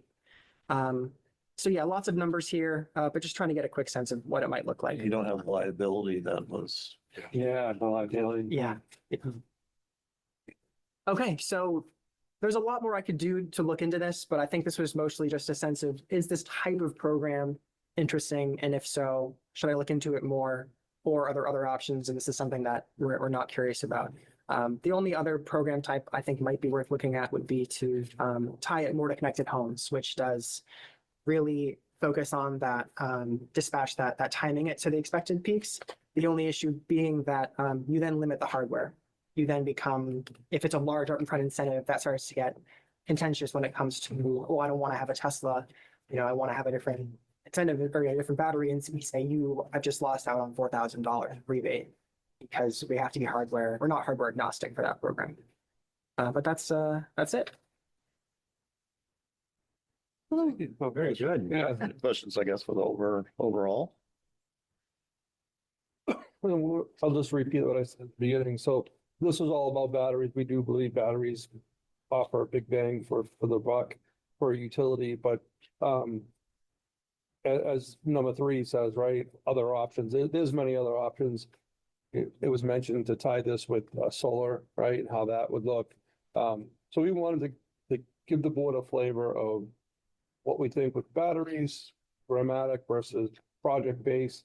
I pretty excited about the commercial battery installation. I think there's probably some spots in town with some of our commercial buildings that maybe there's a place for those, including here at Prince Street.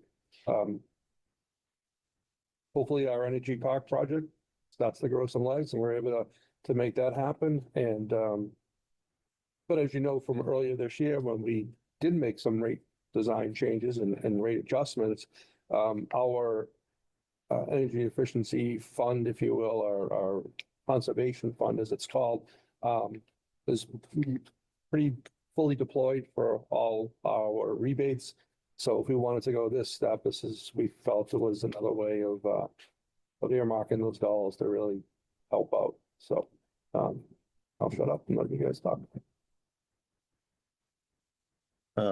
I guess I can start basically. So I think there's 600,000 roughly in the fund, right? Yeah, so thank you again. This is exactly, I think, what we needed. I guess my hit on this, one, the utility, I understand the economics on it, but the idea outside of incinerator site, forget about the land, right? And I know we're thinking about doing a lease or something there. So I'm just kind of putting that away. The commercial scale, thanks for thinking of that. This is really great. I think the Claflin, for me, yeah, that makes sense. I'm sure there's going to be questions. Does it take parking spots? Might have a technical question about the power quality if you got chargers versus battery, but I'm sure that can be worked out. I guess for me, the intent of this strategic fund was forward looking. So I'm less concerned about the value, the payback, as much how much do we learn. And I think this seems like this is a great learning opportunity. Hopefully easy, all easy lessons. But yeah, I'm sold on the Claflin and maybe another one from the fund we have now on that for learning purposes. But I don't know. Dave stole my point about we're looking for all these to pencil out, rightfully so, but like I think there's investments that Belmont Light makes that you put through the same lens. So like we're putting chargers in town that don't necessarily pencil out, right? And so like I'm happy to have this lens and I want to make informed decisions. So I appreciate this. I'm not saying we don't want to do this. But I think the commercial and Claflin, I also see, I know we count on Belmont Light keeping the lights on, but I do think installations at schools of commercial grade batteries have some intrinsic value that could be recognized, right? Like, I don't know how feasible it is and how much value we're talking about if it's a 3-hour life. But it might offer something same way an emergency genset would, right? And the other piece I would say is that there's going to be lessons learned from this this is going to be incredibly valuable. Start with a baby step before we get to the energy part, right? So, and to Jordan's point about the residential, like, we don't have significant control, we don't have significant feedback or metering data. And I think those are two things that are critical to lessons learned and understanding these systems. So the commercial installation gives us the opportunity to get that data and get that control, right, and optimize. I agree with what's just been said. I just wanted to ask whether there had been any residential or customer pushback on the commercial scale batteries because of the problems that some batteries have had with fires and so forth. Has there been any siting issues with those, or are they small enough that they don't raise the same concerns? They're still a lithium ion for now. I mean, it would be great if we could get a sodium ion, battery on the market that's competitive financially, because the likelihood of fire is so much lower. There's a company called Coulomb Technology that, thanks for the reminder. I should probably get back in contact with them if we are investigating these, because their product would be much better in terms of fire, thermal runway. It would have much lower thermal runway. So that's a good point. And, That's what causes the fire. yeah, thank you for the reminder.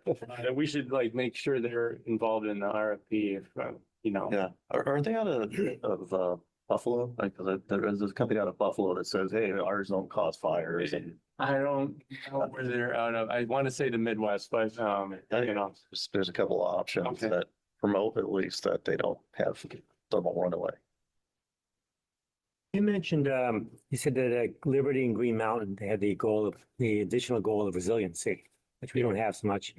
Are there any other communities that are sort of ahead of the curve here on the bleeding edge of this effort that we can maybe learn a little bit from? Separate from those folks with a different agenda? SMUD. Oh, sorry. No, go ahead. Jim. I was going to say SMUD is always one. So Sacramento, Utility district. because they're a bit more urban, but they're much bigger than we are. So. Right? They also have other issues, right?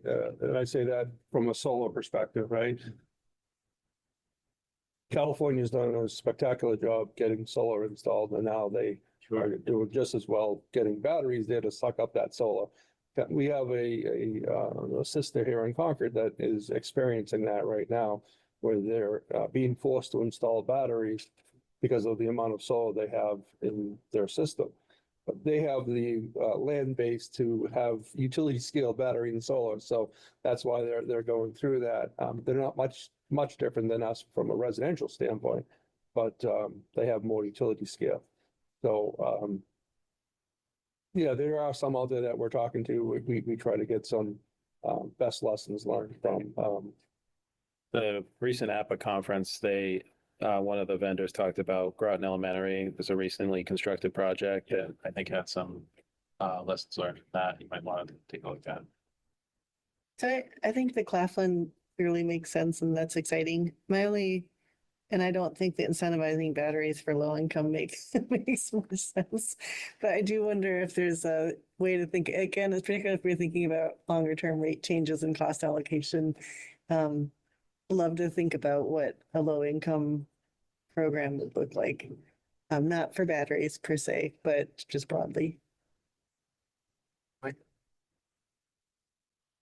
say on the battery, the residential, I do have the worries about a utility run program. I think it's more complicated. There's a lot more, back and forth. But I don't know how much you would need from the strategic fund to basically, it seems like there has to be some answers, how to line up these folks with their batteries with what helps us. And whatever answer that needs to be, if it's a pilot or whatever incentive, it seems like some money from this fund, that would be a great use. Because I think long term, we need residential batteries, right? Or solar residential batteries in the long term. And so answering how we do that is really a big strategic question. And the only other that I had is I've seen a version of like neighborhood batteries, which I guess is closely related to commercial. But could you put those in locations where you're seeing pretty significant peaks? So could you target that? Right, yes, the engineering department, I've kind of asked them and they've agreed to try to come up with some locations that are, you know, that map that I showed you with all the different transformers, you know, hopefully some of them line up with, Yeah. you know, Load. That should be interesting.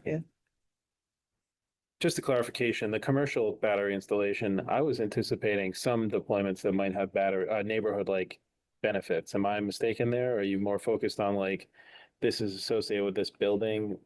And is that how you're thinking?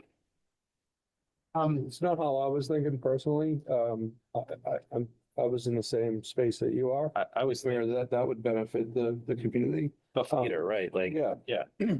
There is some give and take, obviously, for someone to allow it on their property, right? These are all private owned buildings unless we're putting it on municipal buildings. There's got to be a give and take there. So there's something in it for that customer as well. But clearly, if it's a municipal location, Clapham Street, Prince Street, Town Hall Complex, something of that nature, then that would be what I would classify as in front of the meter and kind of serving the benefit of all rate base in town of Belmont. Also, so keep an eye out for state DOER, Mass CEC funding for some of these things that might help. Great, though. Thank you. Yeah, they're good. Do you guys need more direction or is that clear enough? What we'll do, my takeaway here is Kevin will concentrate a bit on the Clapham Street lot. Get that kind of engineered, if you will. And we want to definitely look at battery and solar combinations.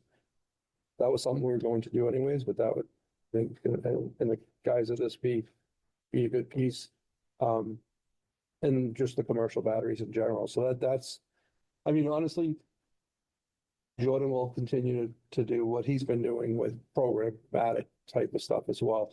I do like the idea of a pilot of some sort to at least start to learn, as Andy, as you were saying on that. So to your point, Dave, in our bank, if you will, there's approximately $600,000. I think that's a good start maybe for Clapham Street this year. We haven't bought all our recs yet that we need to buy and what have you. So suspect that we'll have another 600,000 by the end of the year. So Okay. I think we can do multiple projects or get started on multiple projects. I think to get that learning started. To me, you can't start soon enough for the lessons learned on this. And I think the data and control are two critical pieces that you highlighted on the residential side that are going to be a challenge regardless of whether it's Belmont Light owned or you front of the meter, behind the meter. I don't know that you're going to find anything. You probably find less complications, but did you look at a business offering for behind the meter? In other words, like hospitals or, you know, supermarkets and like an incentive based program for those types of customers? I had not. I think that's Okay. I'm not necessarily optimistic. I'm just, it's kind of along the same lines. I think there's losses it's not an efficient system, right? It's not like you own it. Belmont Light can optimize it, right? It's like you're relying on signals and if people ignore the signals and all those things. But still worth looking at. better at the signals than Right. residences are. And that's why I was, yeah, sometimes some of the residents are going to be on the ball, but no, it's just worth looking at, not necessarily something we need to pursue tomorrow, but thank you. Any last comments on this? This is again, good job. Great to see. Good. Moving on to general manager's report. Yes, I'll do it real quick. I know we're kind of over on time a bit, but items A and B kind of go together, so I'll talk about them interchangeably a bit. But I handed out a a proclamation just at the beginning of our meeting. I know most of you probably haven't had a chance to look at that, but the history on this is our chair, Dave, had approached me, what I thought was a spectacular idea to recognize the accomplishments of the staff this particular year. As you know, we've received 3 awards this year. One of all 3 are significant, but one in particular that really rose to a high level. So we felt that this was a great time to thank everybody for their contributions to those awards. But we put together a proclamation. I handed it out, take a look at it, provide any feedback that you may have or want to provide to us, any tweaks. But I think, Dave and myself, we were pretty comfortable with this one, but happy to add any or change anything. So that's what that is. And how this ties into our open house. My thought was that presenting this to our staff at our open house would be a really good backdrop. We, at that point, may have some public with us and be able to really enjoy this proclamation in that environment. Well, we typically have our open house during Public Power Week. Public Power Week this year is the week of October 5th through October 8th for our working hours. We actually have a board meeting on October 8th. So the question I had, we haven't set the date of our open house because I wanted to provide the ability for any and all board members to attend the open house if they'd like to. But I know that everyone has work schedules and it might be difficult to attend a board meeting in the morning and an open house in the evening on a shorter day. But for some people, maybe it's easier. So wanted to get the feedback from the board on if the 7th or the 8th would work for an open house. So if we did it on the 7th, you'd be here, if you wanted to come, you'd be here in the afternoon on the 7th, around 3 p.m. is when we start our open houses. And then on the 8th, you'd be here for your normal board meeting in the morning. Certainly, we could always move the board meeting as well if that's a concern, but I don't want to be presumptuous on the date.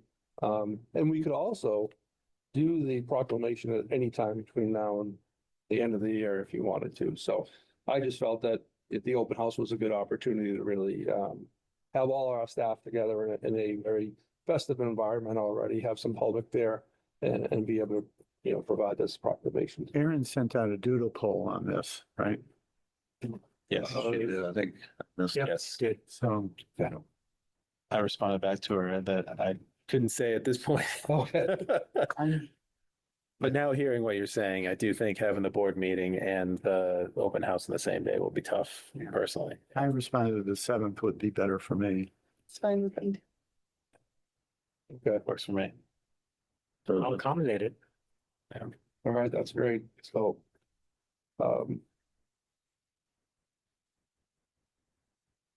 right, thank you. But I thank you, Dave, for I don't know if you have anything you want to say on that. Just that I realize that a lot of the work here is keeping the lights on and we don't, often see that or talk about it as much, but the diamond thing is pretty significant. So I wish we could give them more like diamond rings or something. Not this year. But yeah, thanks for all the work. Thank you. It's on that. I think that in the power sector, no news is good news. Yeah. Change that.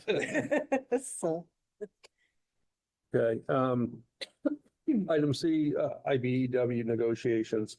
But we are actually beginning the negotiations, the contract, the IBEW contract, which is about half of our staff here, all of our operations staff, expires at the end of this year. And we're meeting with them on, I want to say October all the time, but on August 26th as our first meeting. And those meetings are typically a little bit slower. We set some ground rules on how we're going to operate.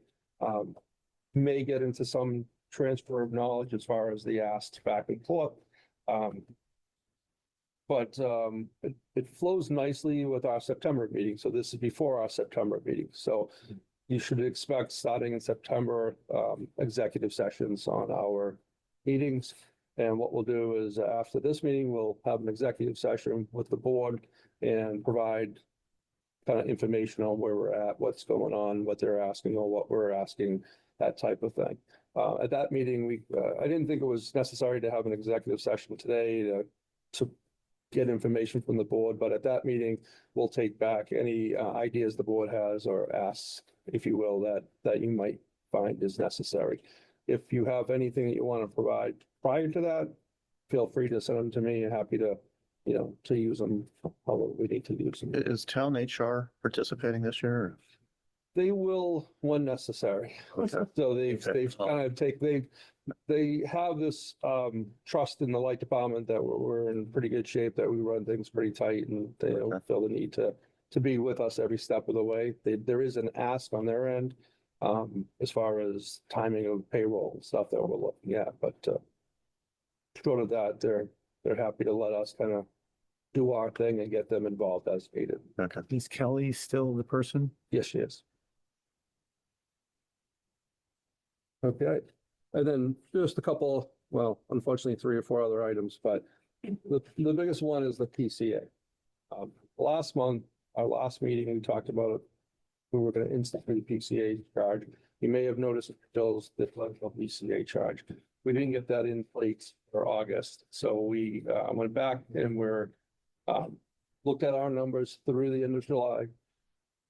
We have a new charge that we're going to place on the bills starting September 1st. So the impact is went from 5 months collection to 4 months collection. So obviously the cost increased. So we're at a 0.0156 cents per kilowatt hour. So about 1.5 cents or so. I probably misstated that way, but the number is 0.0156 per kilowatt hour. And that'll go in place September 1st. So that's about double what it was originally that we talked about last month, which was 0.74, I think, or 0.0074. But that's because of the shorter time frame more than anything. And we're talking prior to this board meeting with the heat that we had. Maybe that was a good thing for most customers because a lot of our bills were pretty high the month of July. So you will see that on your bills this year. And as Sam kind of alluded to, this is our mechanism on when power supply kind of takes off on us. We collect it this way so that our power supply cost, being a pass-through cost, is correctly paying for itself. And that's all we use it for. Rick, did you indicate, just for clarification, it's 0.0156 cents or 1.5 cents? So it's 0.0156 cents per kilowatt hour. I was dropping the K and moving it and then. Or is it dollars? No, I think it's. Yeah.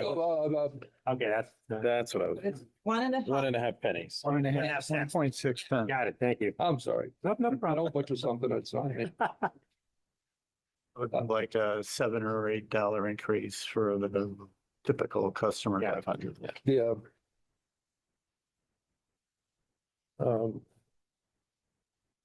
Any other questions on that? Sorry about that. You mentioned just the timing thing. The PCA is normally implemented when we need to do it, right? But you raise an interesting point about the shoulder seasons being months where it's maybe a little flatter for folks. So Yeah. something to think about in the future, like if we have any flexibility, applying the PCA in shoulder season rather than winter or summer might be a nice to have, right? Yep. It's Never thought about it before you just mentioned it, so. Maria does, our projections as far as based off the previous years and what have you, where we think the load's gonna be and try to find a calculation if that's gonna work. So honestly, if we just did the shoulder months, not some of those peaker months, whether it's summer or winter months, the amount may actually increase, So we have to collect a certain amount of dollars. Right. But from the less kilowatt hours sold, so it just ultimately influences the rate. So you usually try It to, always felt like it was not feasible to implement, but it was worth thinking about. So, Yeah. Thank you. we usually try to get the longer time frame to keep that rate as low as possible, Yeah. as opposed to pick and choose when to. And power costs are like way too high, and I don't know if Craig is going to talk about it. I trued up 6 months, and it's like spot market purchases probably like 300% higher than what we budgeted for the year. It's just, Wow. And so next month, when we actually go through our mid-year financials, we'll talk deeper about, where we're at and all that. But as we said last month, we're looking at that PCA. We knew we were going to make an adjustment anyways. So in this case, it's kind of a double combination where we did not get it in place last month, but so it went up this month for the rest, that shorter time frame. But we knew it was going up this month anyway. So this, in a way, it gave us another month of load to level set against. The next thing I wanted to bring up is we have an issue, an ongoing issue with one of our customers, one of our commercial customers. The town had received a demand letter, I guess it's called. Somewhat, it's more of a legal proceeding. But on that letter, Belmont Light was CC'd, the light board was CC'd. That's why I want to make sure that you folks are aware of this. What happened was, as we were doing our conversion work, it's a Belmont Light issue. It has nothing really to do with the town, but they're part of the process. But what happened was we came across a customer who had 2 services to their building. One was a 3-phase service, one was a single-phase service. The 3-phase service is such that it's not the typical 3-phase service. It's what we call a power 3-phase or a power bank. 2 transformers providing 3-phase, when typically you have 3 transformers providing 3-phase. So our vendor who was doing the work out there in the conversion area for us kind of gave us a heads up and said, what do you want me to do with this particular service, right? Because it requires new transformers and all that.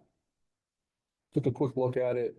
The service had very little use to no use for about 8 months prior to this day. This day that I'm referring to was April of 2025, not 26, 2025. No service on, no usage on this service. So we approached the customer, and I'm going to be a little vague just because we're in open session. I don't want to mention names or any private items, but we approached the customer, met with them, discussed it with them. They agreed that they did not need the service. They actually verified what the service fed for us, which was basically a dumbwaiter is what it fed, and it wasn't being used. They gave us the verbal approval to remove the service, so we did that. Fast forward a year. Sorry, in the presence of the electrical inspector. Yes, the electrical inspector was on site. Fast forward a year, the town gets this demand letter. Right before that, we received phone calls, basically implying that we had no approval to be on their property to remove the service. We reminded the person that actually we were with you, you were on the site, you gave us the approval. It's being contested. So a demand letter was sent to the town, as I said, CC'd the light board as well as myself. I didn't know about it. It was sent to the town in June. I got it like August 1st. Kind of the hot potato. This is your problem, not ours. So I consulted with our legal counsel, provided a letter back to this customer at the beginning of this week. Have not heard back at this point. If I do, or if this goes anywhere in our next board meeting, in executive session, we can dive into some details. But I just wanted the board to understand that this was going on because, again, the light bulb was CC'd on the. What the demand letter request or demand? Seeking. So at the end of the day, what we're being told is that service served their air conditioning equipment. And so they're looking for replacement cost for them to upgrade their air conditioning equipment. So the 2 points that now might make more sense to you is, I said this was disconnected in April of last year. And last summer was pretty warm. We didn't hear anything about this. This year, right before the summer, that letter comes out saying that they're incurring costs to upgrade their electrical system.